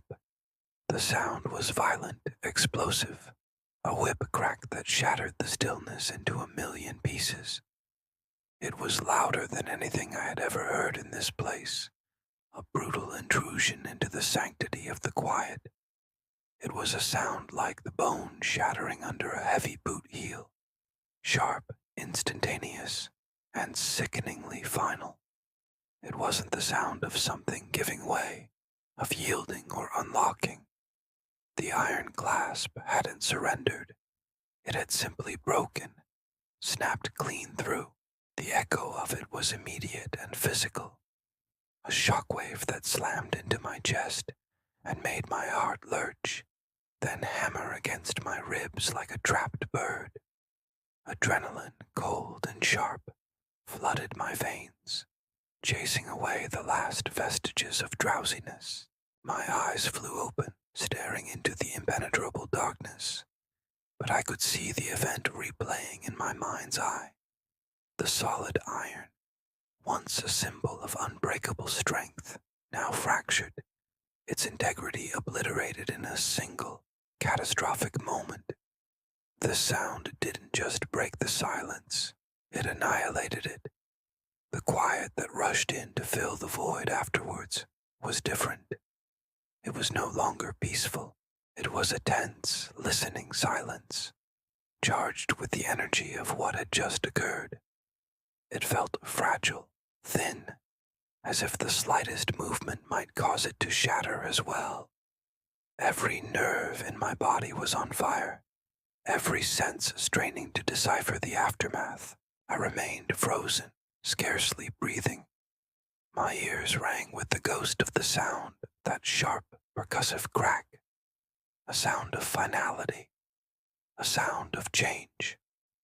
It was a punctuation mark at the end of a long, drawn-out sentence, and its meaning was terrifyingly clear. Something that was meant to be permanent was gone. Something that was supposed to hold had failed. In the profound darkness, a new reality began to dawn. The sound wasn't just the breaking of a physical object. It was the breaking of a promise, the snapping of a chain that had bound my world together. The silence that followed was not empty. It was filled with a terrifying new possibility. The sound had been a declaration, a conclusion, and perhaps a beginning. The night was no longer still. It was waiting, holding its breath, just as I was. And for the first time in a very, very long time, I had no idea what would happen next. The finality of that snap was not an ending. It was the violent, deafening sound of a door being kicked open into an unknown and uncertain future. The silence now held not peace, but the electric hum of pure, unadulterated fear. The heavy lid of the box shifts. It's not a slow, creeping movement, but a violent, sudden jump. Just a fraction of an inch, but enough. A sharp, cold puff of dusty air erupts from the gap, carrying a scent I've never encountered before. The smell of deep mineral, of earth that hasn't seen the sun in millennia. The box, solid and ancient, wobbles for a terrifying second on the cold stone floor, its immense weight threatening to topple. I hold my breath, my heart hammering against my ribs, expecting something. A crash, a roar, another movement. But then, as quickly as it began, it's over. Everything is silent again. But this silence is different. It's heavier, more complete, more absolute than the silence that came before. It's as if the brief, violent motion has sucked all the sound, all the air, all the possibility from the room, leaving behind a vacuum of pure, suffocating stillness. I find myself frozen in place, my eyes locked on the thin, dark line that now separates the lid from the body of the box. That sliver of black is a new reality. Before, the box was a single sealed object. A mystery, yes, but a contained one. Now, it's a thing with a potential opening. A thing that can be breached. A thing that has already shown a will of its own. The dust that puffed out has settled, but the smell remains, clinging to the air. A phantom presence that makes the back of my throat tingle. It's a clean smell, yet profoundly unsettling. Not the smell of decay or rot, but of something ancient and sterile. Like a tomb opened for the first time. The silence stretches on, pressing in on me. It feels watchful. The box itself seems to be listening, waiting. Did I imagine it? The wobble, the puff of air. No, it was real. The proof is right there in that hair-thin shadow line, a dark smile on the face of the monolith. My mind races, trying to process the event. What could cause such a thing? A change in pressure? A tremor in the earth I didn't feel? Or was it something inside? The thought sends a fresh jolt of cold through my veins, colder than the air that escaped the box. The idea that something within that stone prison is alive, or at least active, is a possibility I hadn't truly allowed myself to consider until now. I had treated it like a puzzle, an archaeological curiosity. But this changes everything. This wasn't a passive object. It was reactive. It responded. But to what? To my presence, to my touch, to the light I brought into this cavern. The weight of the silence seems to increase with every passing second, a physical pressure on my eardrums.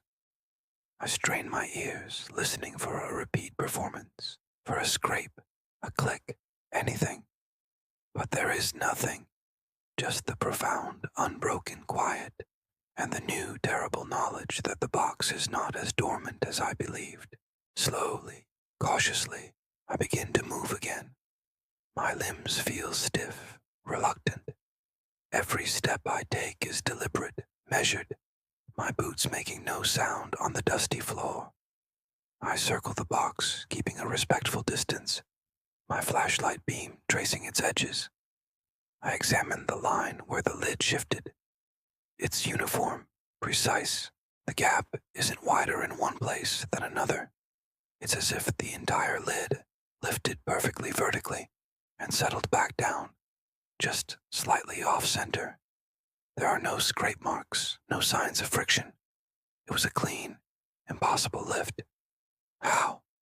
The lid must weigh tons. No mechanism I can conceive of could produce such a movement without noise, without machinery. It defies physics as I understand it. The silence continues to dominate, a heavy blanket over the scene. It's a silence that feels ancient, a silence that belongs to the box, and I am merely an intruder in its domain. I stop my circling and just stand there, staring. My initial excitement, the thrill of discovery, has evaporated, replaced by a much more primal emotion, dread. This isn't just a historical artifact. It feels purposeful. The shift wasn't random. It was a communication, a warning, or perhaps an invitation. The mineral smell is starting to fade, but the memory of it is burned into my senses. It spoke of immense age, of things buried and forgotten, of forces that operate on a geological timescale. I look around the chamber, at the walls carved with symbols I can't decipher. Are they telling the story of this box? Are they instructions? Or are they warnings to stay away, to leave this place undisturbed?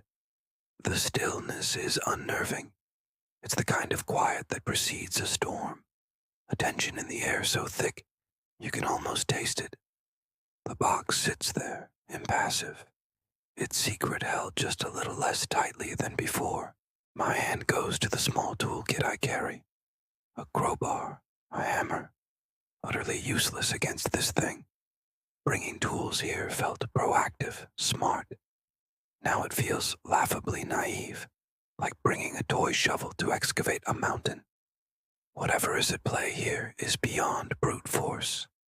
The brief, violent event has recontextualized everything. I'm not an explorer uncovering the past. I'm a child poking a sleeping giant. The silence is the giant's slow, deep breath. The box's sudden movement was its stirring in its slumber, and I am the fool who disturbed it. I back away slowly, my eyes never leaving the stone monolith. The perfect, dark line of the gap seems to mock me, a thin black void that holds the answer to a question I'm now terrified to ask. What's inside? The silence offers no clues, only a deepening sense of isolation and a growing certainty that I am not alone in this deep, dark place. The presence I feel is not hostile, not yet. It is simply aware, and it is waiting. The sheer weight of the moment is overwhelming. The silence isn't empty. It's full of unspoken potential. Every shadow in the corner of my vision seems to lengthen, to move. The air is thick with anticipation. The box just sits, a monument to the unknown. The shift has changed the dynamic entirely. I'm no longer in control of this situation, if I ever was.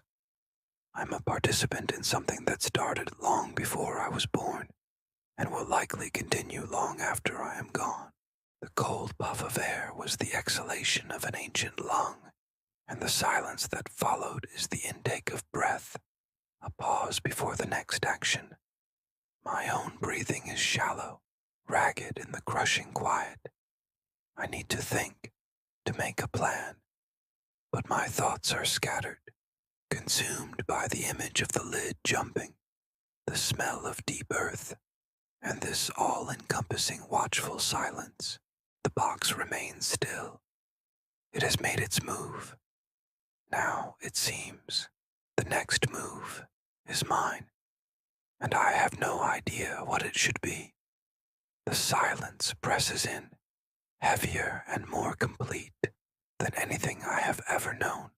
The beam from my flashlight sliced through the oppressive darkness, a nervous, trembling blade of light against the inky black of the old house.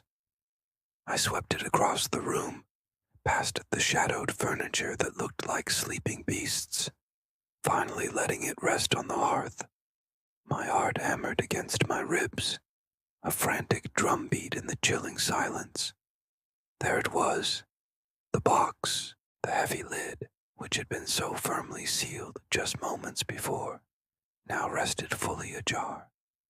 It was tilted at an impossible, grotesque angle, wrenched open by a force I couldn't comprehend.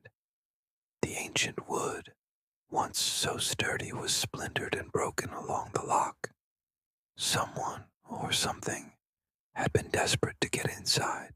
I took a hesitant step forward, then another, the floorboards groaning under my weight as if complaining about the intrusion.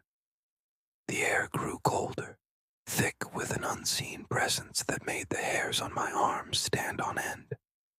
I leaned in, my breath catching in my throat, and aimed the flashlight's beam directly into the dark interior of the box. My stomach dropped. It was empty, utterly, completely empty.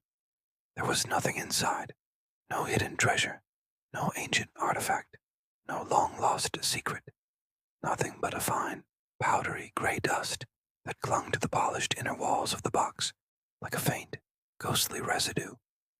It looked like ash, fine as silt, coating the dark wood in a delicate, almost shimmering layer. I stared, my mind refusing to process what my eyes were seeing. All this effort, all this fear, all this build-up, for nothing, for an empty box filled with dust. It didn't make sense. The lock had been forced with such violence. The stories, the legends, the warnings, they all pointed to something of immense power being contained within. Where was it? What was it? And what had been so desperate to release it? The dust seemed to mock me, a silent testament to my failure. I reached out a trembling finger, hesitating just inches from the gray powder.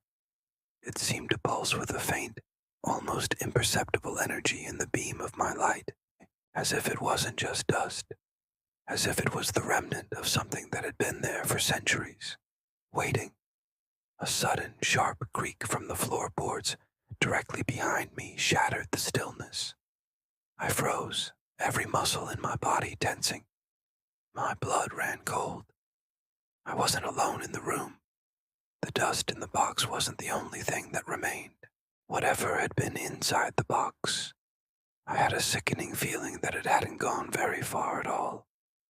I slowly, very slowly, began to turn, my flashlight beam shaking violently, not knowing what I would find waiting for me in the darkness.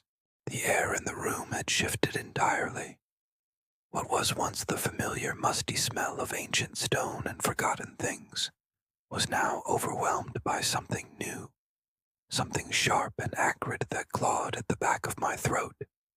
It was a scent that spoke of immense power unleashed, a smell I had never encountered before, but somehow recognized on a primal level.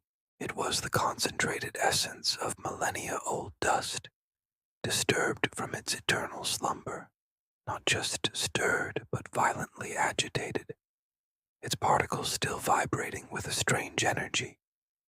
Beneath that dusty sharpness was a deeper, earthier note, the scent of raw minerals, like a freshly split geode or a mine just blasted open. It was the smell of the deep earth, of things that were never meant to see the light of day, their metallic tang mingling with the dust to create a heavy, oppressive atmosphere.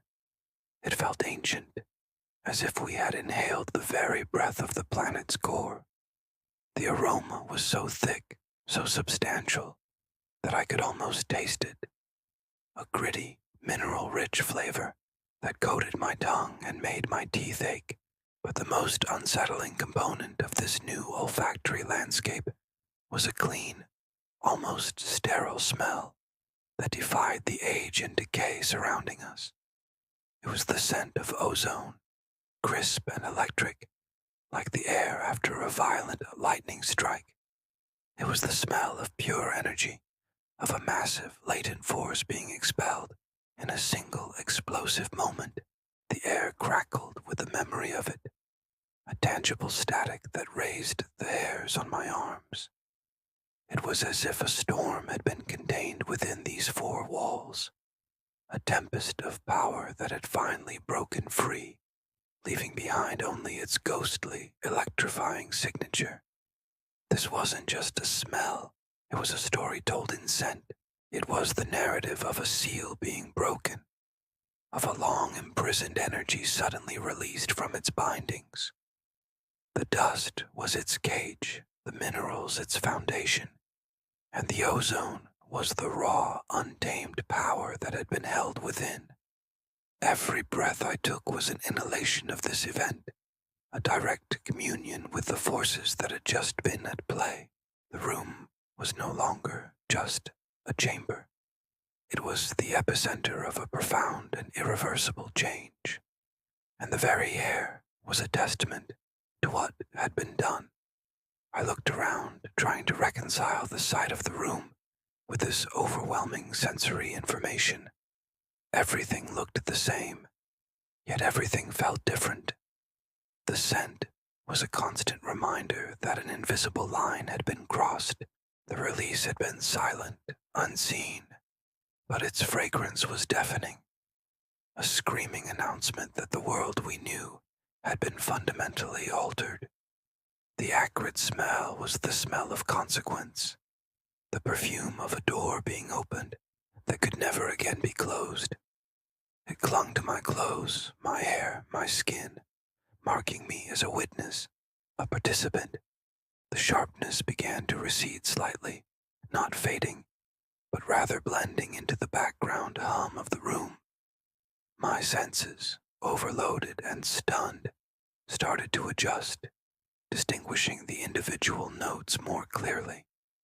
The ozone was the first to soften, its electric crackle mellowing into a low, steady thrum, like the hum of a high-voltage wire.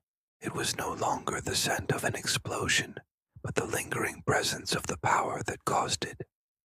It was a constant, unnerving reminder of the magnitude of what had just transpired here. Then the mineral scent came forward, less like a fresh blast, and more like the pervasive dampness of a deep cave system. It was a smell of immense weight and pressure, the scent of time itself compressed into stone. It filled my lungs with a sense of gravity, of being deep underground, far from the sun and the living world. It was a lonely, isolating smell that seemed to absorb all the warmth from the room, leaving a chilling void in its wake. It was the smell of eternity, and in that moment, I felt impossibly small and transient. Finally, the dust settled, not physically, but as a component of the overall aroma. It lost its agitated quality and became a thick, heavy blanket over everything else. It was no longer the scent of disturbance, but the scent of age itself, reasserting its dominance. It was the smell of history, of countless ages passing in silence, and now it carried the new, sharp memory of its recent violation. It was the parchment on which the story of the release had been written in the ink of ozone and minerals. Breathing became a conscious act, each inhalation a deliberate choice to take in this new, charged reality. The air was thick with meaning, with the undeniable proof of what had happened. It was the scent of a lock being broken, of a chain shattering. It was the raw, unfiltered smell of freedom. But it was not the sweet, liberating fragrance I might have imagined. It was harsh, volatile, and deeply unsettling. It was the scent of something ancient and powerful being set loose upon the world, and there was no telling what it would do now that it was free. The aroma was a presence in itself, an invisible entity that now occupied the room with us. It was more than just a byproduct of the event. It was a part of it, its lingering soul. I had a chilling thought that this scent would never truly leave us, that it had seeped into our very beings, a permanent brand on our memories. We were now tied to this moment, to this release, by an invisible olfactory cord. The sharp, acrid smell of ozone, minerals, and ancient dust was now the scent of our shared destiny, a path from which there was no turning back. Right, let's continue. We've dealt with the fireplace itself, the soot, the ash, the way the light seems to get swallowed by it. Now, let's pull our focus back a little. Look at the floor that surrounds this entire ominous hearth. It's beautiful, isn't it? In a way that feels almost wrong. It's this gorgeous, polished wood. You can see the grain, the deep, rich colors swirling within it. Someone clearly took immense pride in this floor. It gleams, reflecting the faint, trembling light from our flashlights. Every inch of it is immaculate, free from the dust and grime you'd expect to find in a place like this. It's like a pristine island in a sea of decay. It's been swept, polished, cared for.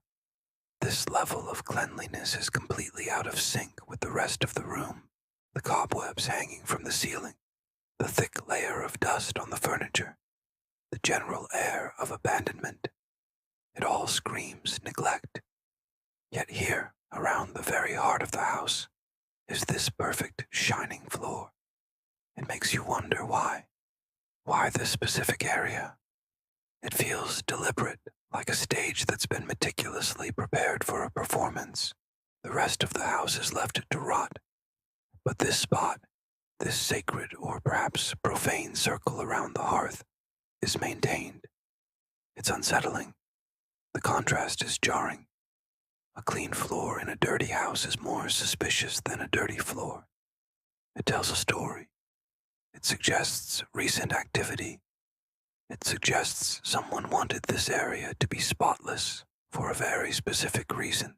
Now, let's bring our attention back to the hearth, specifically to that small, cast iron box embedded within the stone. We've already examined its strange lock and the unsettling feeling it gives off.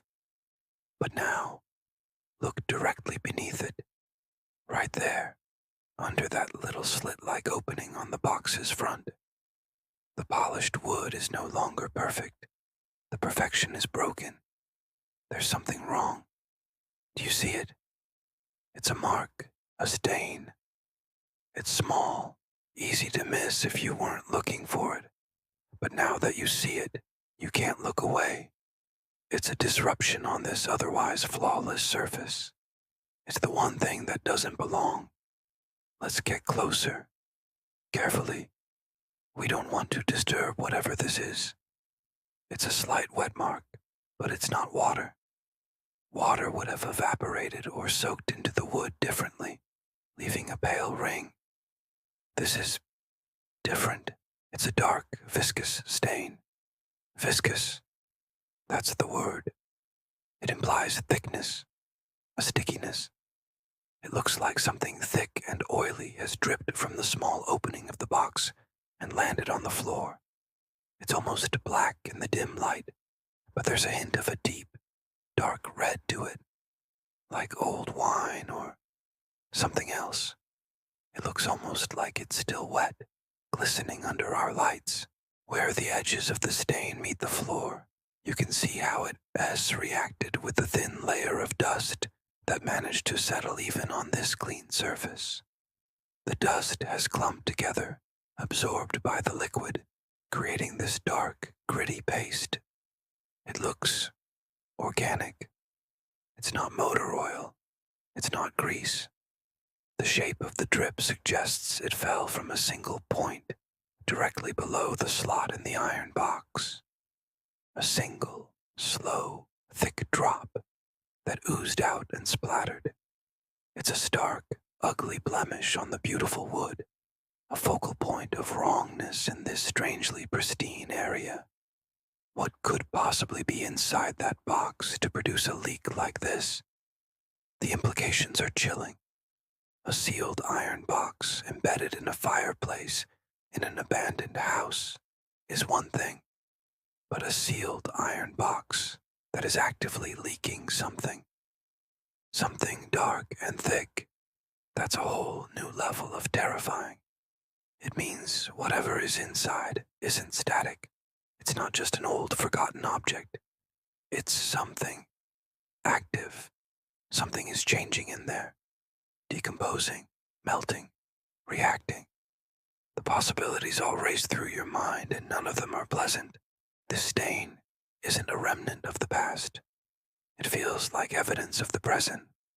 Something is happening inside that box right now. Let's think about this logically, or as logically as we can in this situation. The floor is clean, meticulously so. This suggests someone has been here recently, maintaining it. But the stain is also here. Does that mean the stain is brand new? Did it appear after the last time the floor was cleaned? Or is it possible that the person who cleans the floor is intentionally leaving the stain? Maybe they clean around it. That seems unlikely. The more probable scenario is that the cleaning happened, and then the dripping began, which means we might have just missed whoever was here, or, and this is a much more disturbing thought, whatever is inside the box is escalating. The very presence of this stain changes everything. Before, the box was a mystery, a historical curiosity. Now, it's an active threat. It's a container that is failing. And if it's failing, that means its contents might soon be revealed, whether we want them to be or not. The smell. Let's get a little closer. Is there a smell? It's faint, masked by the old, musty air of the house. But yes, there is something. It's a coppery, metallic scent, mixed with something else. Something sickly sweet and cloying. The smell of decay, but not the simple decay of wood or fabric. It's a biological smell. It's the smell of something that was once alive. This single, dark stain has turned the mystery into a horror story. It's a punctuation mark at the end of a terrifying sentence we haven't even fully read yet. The clean floor, the dark hearth, the locked box. They were all just setting the scene. This stain is the beginning of the action. It's a promise of what's to come. We can't just leave it. We can't ignore it. The question is no longer just what's in the box. The question now is what's leaking from the box, and is it about to leak more? Every instinct is screaming to back away, to leave this house, and never return. But curiosity is a powerful and sometimes foolish thing. What do we do next? The answer seems to be waiting for us, right there in that dark, glistening drop on the floor. Thank you so much for joining me on this part of the journey. The plot is definitely thickening, isn't it? If you're as invested as I am, make sure you're subscribed and have those notifications turned on, because you will not want to miss what happens next. We've just uncovered something unsettling. Inside this old, forgotten box, tucked away in the shadows of the hearth, we found not treasures or keepsakes, but a collection of disturbingly personal items. A child's tooth, a lock of hair, a worn-out photograph. It felt like we had stumbled upon a hidden dark secret of this house, but the story, it seems, doesn't end inside the box. As I was putting everything back, my light caught something on the floor. Look here. See this? Following the beam of my flashlight away from the hearth, there's a trail. It starts right here, at the edge of the stone. At first glance, you might miss it. It's incredibly subtle. These thin, almost invisible streaks. It looks like damp earth mixed with fine dust, clinging to the surface of the wooden floorboards. It's faint, but it's undeniable. And the more I look, the more details I can make out. It's not just a random smear. It has a pattern, a direction. What's really getting to me is the nature of this trail. This isn't a track left by someone walking. There are no footprints, no scuff marks from shoes. The streaks are long, continuous, and low to the ground. It's as if something was dragged from this very spot. Something heavy enough to leave a mark, yet without the clear definition of a person being pulled. The streaks are consistent, suggesting a slow, steady movement. It's a track, not of walking, but of something low and dragging. The thought sends a shiver down my spine. My mind is racing with possibilities, each one more disturbing than the last. Was something taken from the hearth? Or, and this is the thought I can't shake, was something put in it? Did this trail lead to the box, not from it? The streaks are so fine, it's hard to tell the exact direction of the drag. But the fact that it originates or terminates right here at this hidden container is too much of a coincidence.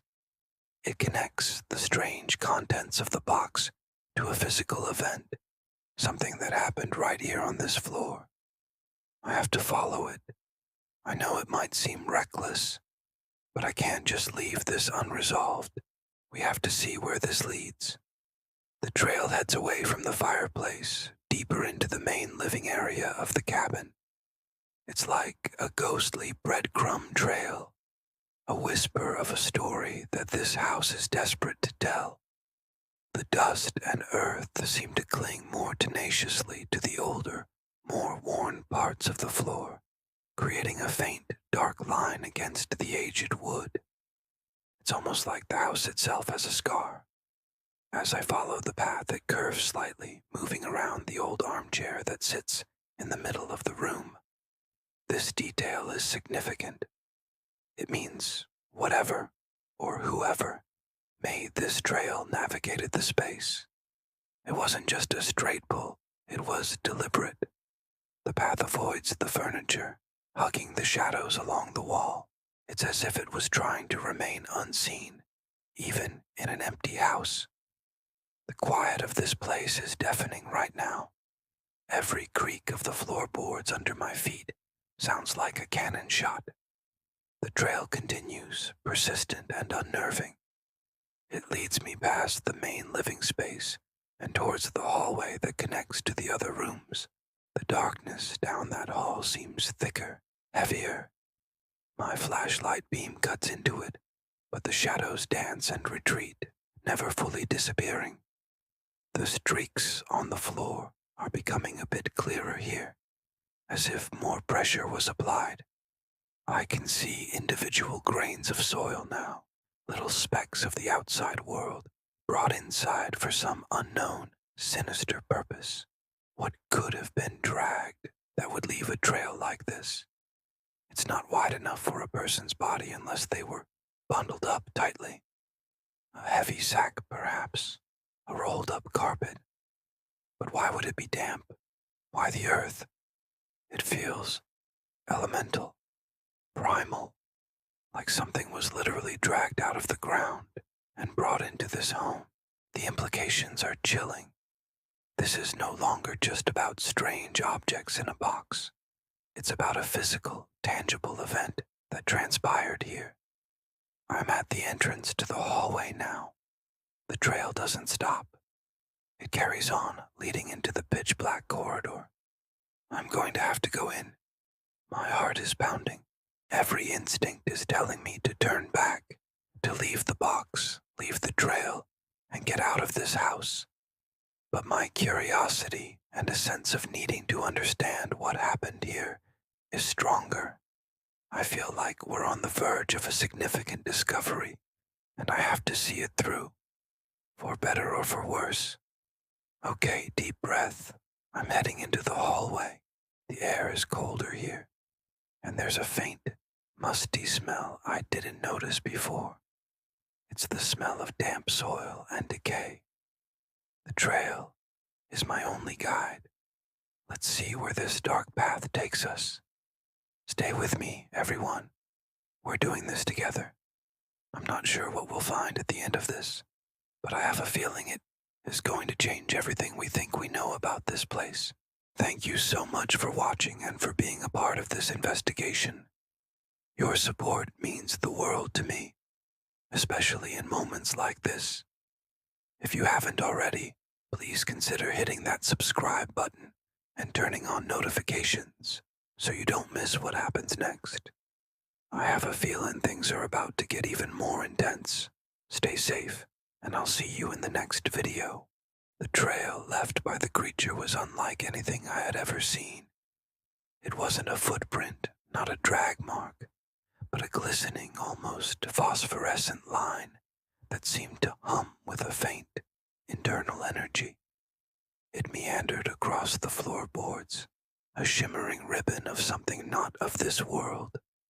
At first it seemed random, a chaotic scribble left by a confused being, but as I followed it, my heart thumping a nervous rhythm against my ribs, a disturbing pattern began to emerge. The line would often loop back on itself, creating intricate, almost geometric knots on the dusty wood. It was as if the creature had paused, turned in a circle, and contemplated its path before moving on. These loops were always tighter, more complex, in the areas where the last vestiges of daylight from the windows struggled to reach.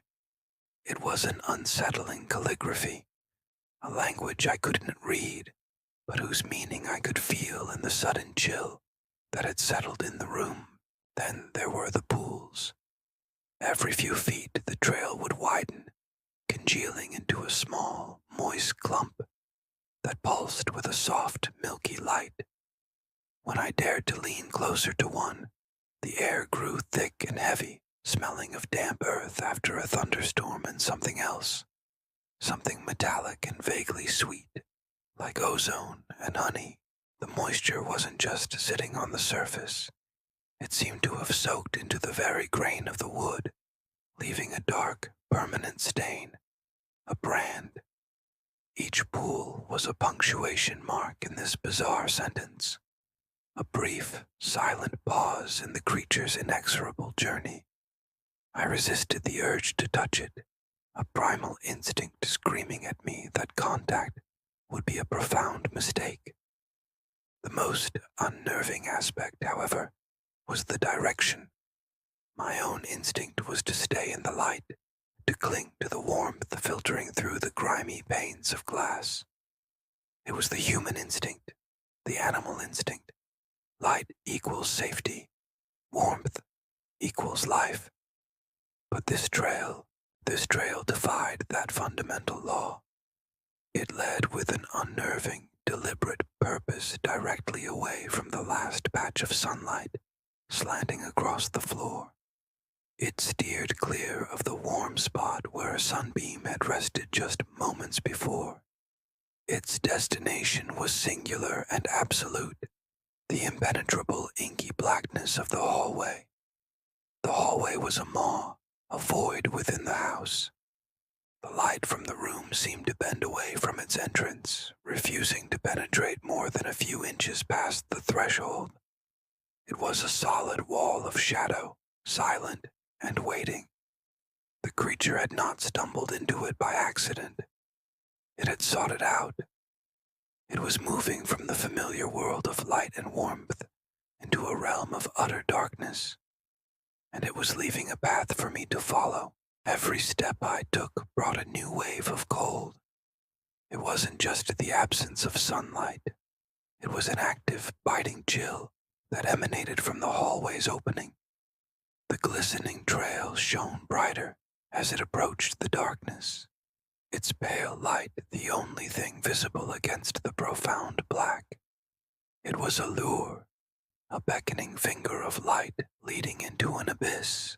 The trail didn't just end at the hallway's edge. It plunged straight into it, a silver thread disappearing into a velvet curtain.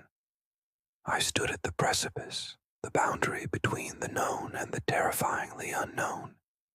The air here was still and frigid, carrying no scent, no sound. The house behind me, with its dust motes dancing in the dying light, felt 1,000,000 miles away. Ahead of me was only the hallway and the faint, continuing glow of the trail, promising a destination somewhere deep within that suffocating shadow. The creature was going home, or to its nest, or to whatever passed for a sanctuary in its alien existence. And the path it had so carefully laid out was not just a record of its passage. It was an invitation. My hand trembled as I reached for the flashlight I'd clipped to my belt. The rational part of my brain was screaming, a high-pitched siren of pure panic, telling me to turn back, to run, to leave this house and never look back. But the trail had a strange magnetism. It was a question that demanded an answer, a mystery that had wrapped its tendrils around my curiosity and refused to let go. Why was it leading me here? What was waiting at the end of this shimmering path? The decision felt less like a choice and more like a surrender. I was a moth, and that pale, glowing trail was the flame. I took a deep breath, the cold air stinging my lungs, and clicked on my flashlight. The beam cut a weak, trembling cone into the oppressive dark, illuminating nothing but the glistening path at my feet. The trail continued, unwavering, leading deeper and deeper into the heart of the house, toward the source of the cold, toward the heart of the dark. I took the first step, crossing the threshold from the world I knew into the one the creature inhabited. The light from the room behind me was gone, swallowed by the shadow. Now, there was only the narrow beam of my flashlight and the cryptic, glowing line on the floor, my only guide on this journey toward an uncertain and dreadful destination. The silence was absolute, broken only by the frantic drumming of my own heart as I walked on. The beam from my flashlight cut a sharp, unwavering circle on the floor, pinning down what I knew, somehow, was the very last grain. The trail had been my only guide for what felt like an eternity, a shimmering, impossible path, leading me deeper into this place of absolute silence and shadow. Each speck before this one had been a breadcrumb, a promise of a destination. But now, the path ended. Beyond this single point of light, there was nothing, just an oppressive, swallowing blackness that felt more solid than the floor beneath my feet. I knelt, bringing the light closer. The grain wasn't just a speck of dust. It was intricate, a universe in miniature. It pulsed, a slow, rhythmic beat that I felt more than saw. As I watched, mesmerized, a single, impossibly small droplet of moisture condensed from the stale air and landed squarely on it. For a fraction of a second, the grain flared, catching the light like a fallen star, refracting 1,000 tiny rainbows. It shimmered with a life of its own, a final brilliant spark, and then, just as suddenly, it was gone. It didn't blow away. It didn't dissolve. It simply ceased to be. The moisture vanished with it, absorbed into the void. The circle of my flashlight now illuminated nothing but the cold, barren floor. The trail was complete. The last grain had marked the end, or perhaps the beginning. The darkness ahead seemed to stir, to breathe. It was no longer just an absence of light. It was a presence. It felt ancient and knowing. My hand trembled, but my grip on the flashlight was firm. I had followed the trail to its conclusion. There was no turning back now. The only way was forward, into the waiting, absolute dark. The silence pressed in, no longer empty, but filled with a silent, expectant question. I took a breath, the air tasting of ozone and antiquity, and took a step. The light beam sliced into the black, revealing nothing. Another step, still nothing. It was like walking into a photograph of the night sky, stepping between stars that weren't there. I felt a strange sense of calm settle over me. The fear was still there, a low hum beneath the surface, but it was overshadowed by an immense, overwhelming curiosity. What lay at the heart of this perfect emptiness? What was the purpose of the impossible trail that had led me here? I was an explorer at the edge of a new world, a world made not of matter, but of its complete absence. My foot met solid ground with each step, yet my senses screamed that I was walking on air, suspended in a boundless void. The beam of my flashlight began to flicker. I tapped it instinctively, a pointless gesture in this place where normal rules didn't seem to apply. The light wavered, dimmed, and then, with a soft little pop, it went out, plunged into total, utter blackness. But the funny thing was, I could still see, not with my eyes. The darkness wasn't empty anymore. It was filled with faint, silvery threads, ghostly images, echoes of the path I had just walked. I could see every grain, every speck of dust, all at once, hanging suspended in the void around me, forming a constellation of my own journey. And at the very end of it, where the last grain had disappeared, a new light was beginning to bloom. It wasn't the harsh, focused beam of my flashlight, but a soft, ethereal glow, pulsing with the same gentle rhythm as the final grain. It grew steadily, pushing the absolute darkness back, not by illuminating it, but by transforming it. The silver threads of the past began to weave themselves into this new light, creating patterns, shapes, memories. I saw faces I'd almost forgotten, heard whispers of conversations long since faded. The journey hadn't just been across a floor, it had been through my own existence. The last grain wasn't an endpoint. It was a catalyst. I started walking again, not into the dark, but towards the growing light. It felt like coming home, though it was a home I had never known. The oppressive weight of the silence lifted, replaced by a soundless melody, a harmony that resonated deep within my bones. The air grew warm, soft. I was no longer an intruder in this place. I was a part of it. The darkness had been a cocoon, and the trail, the patient work of my own unfolding. As I drew closer to the light, I realized it wasn't just a shapeless glow. It was taking a form, a shape that was both alien and intimately familiar. It was everything and nothing, the question and the answer combined. The long journey through the dust and shadows was over. The last grain had been consumed, and in its place, something new was being born. And I was walking right into its heart. We are ending of the story. and the air has never felt heavier. We're staring at the box. It's just still, empty. The silence it holds now is a completely different kind from before. It's not the silence of containment, of something waiting. No, this is the silence of a successful escape, a void left behind. It's the quiet that screams of absence. Whatever was trapped within those wooden confines, whatever we've been documenting and speculating about for so long, is now free. It's out. The realization is chilling. It's no longer a theoretical entity in a box. It's a presence somewhere in this house. It has slipped out, blending into the very shadows that have been creeping into the corners of our shots for weeks. Looking back, the timing is terrifyingly perfect. The spring thaw. It wasn't just a change of seasons. It was the trigger.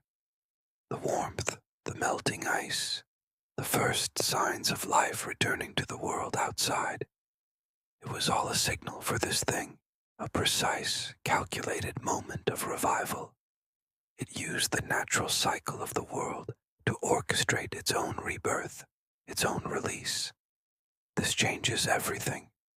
We're no longer observers of a phenomenon. We are inside its new domain. The entire house has become the box. Every creak of the floorboards, every flicker of the lights, every whisper of the wind against the window panes. It all feels different now. Before, we could attribute it to an old house settling. But now, each sound could be it. Moving, watching, exploring its newfound freedom. The line between paranoia and reality has completely dissolved. We are sharing this space with it. Think about the intelligence required for such a maneuver. To wait, perhaps for years, maybe even decades, for the exact environmental conditions to align. It suggests a form of consciousness, of patience, that is deeply unsettling. This wasn't a brute force escape. It was a planned, methodical release. It waited for the thaw, for the subtle shift in temperature and humidity, and used that energy, that change in the natural world, as its key. It's a predator that understands its environment better than we do. And this house is its environment now. We've been so focused on the what is in the box, but we neglected the how. How would it get out? And more importantly, the when. The answer was right in front of us in the changing of the seasons. We were looking for locks and keys for something man-made, but its lock was nature itself. Its key was the planet turning, the sun gaining strength. It's a humbling, terrifying thought. We were so caught up in our own investigation that we missed the most obvious clue of all. The shadows in this house seem longer now, don't they? Darker. It's as if the entity is painting the environment with its own presence. It's no longer just a passive observer. It's an active participant in this space. We brought our cameras and our lights in here to expose it, but maybe all we did was give it more shadows to hide in. The very tools we're using to find it could be the camouflage it's using to watch us. The silence is the most unnerving part. It's a knowing silence. It's the quiet of something that has the upper hand, something that has achieved its goal and is now deciding its next move. We're the ones making noise, our nervous breaths, our footsteps echoing in the halls. We are the disruption in its quiet, calculated world. It holds all the cards. It knows this house. It knows the dark. And now, it knows it's not alone anymore. It knows we're here. What do we do now? How do you track something that is one with the shadows? How do you contain something that has made an entire building its new home? Our investigation has just entered a terrifying new phase. We're no longer looking at an object of fascination. We are living inside the experiment, and we have no idea what the rules are. The quiet is its power, and in this knowing silence, we are completely, utterly exposed. This is where we have to leave it for now, as we try to process this new reality and figure out our next move. This is a turning point, and the stakes have never been higher. Thank you for being with us on this journey, especially now as things have taken such a serious turn. Your support means everything. If you haven't already, please subscribe and turn on notifications, because you will not want to miss what happens next. Stay safe, and we'll see you in the next one.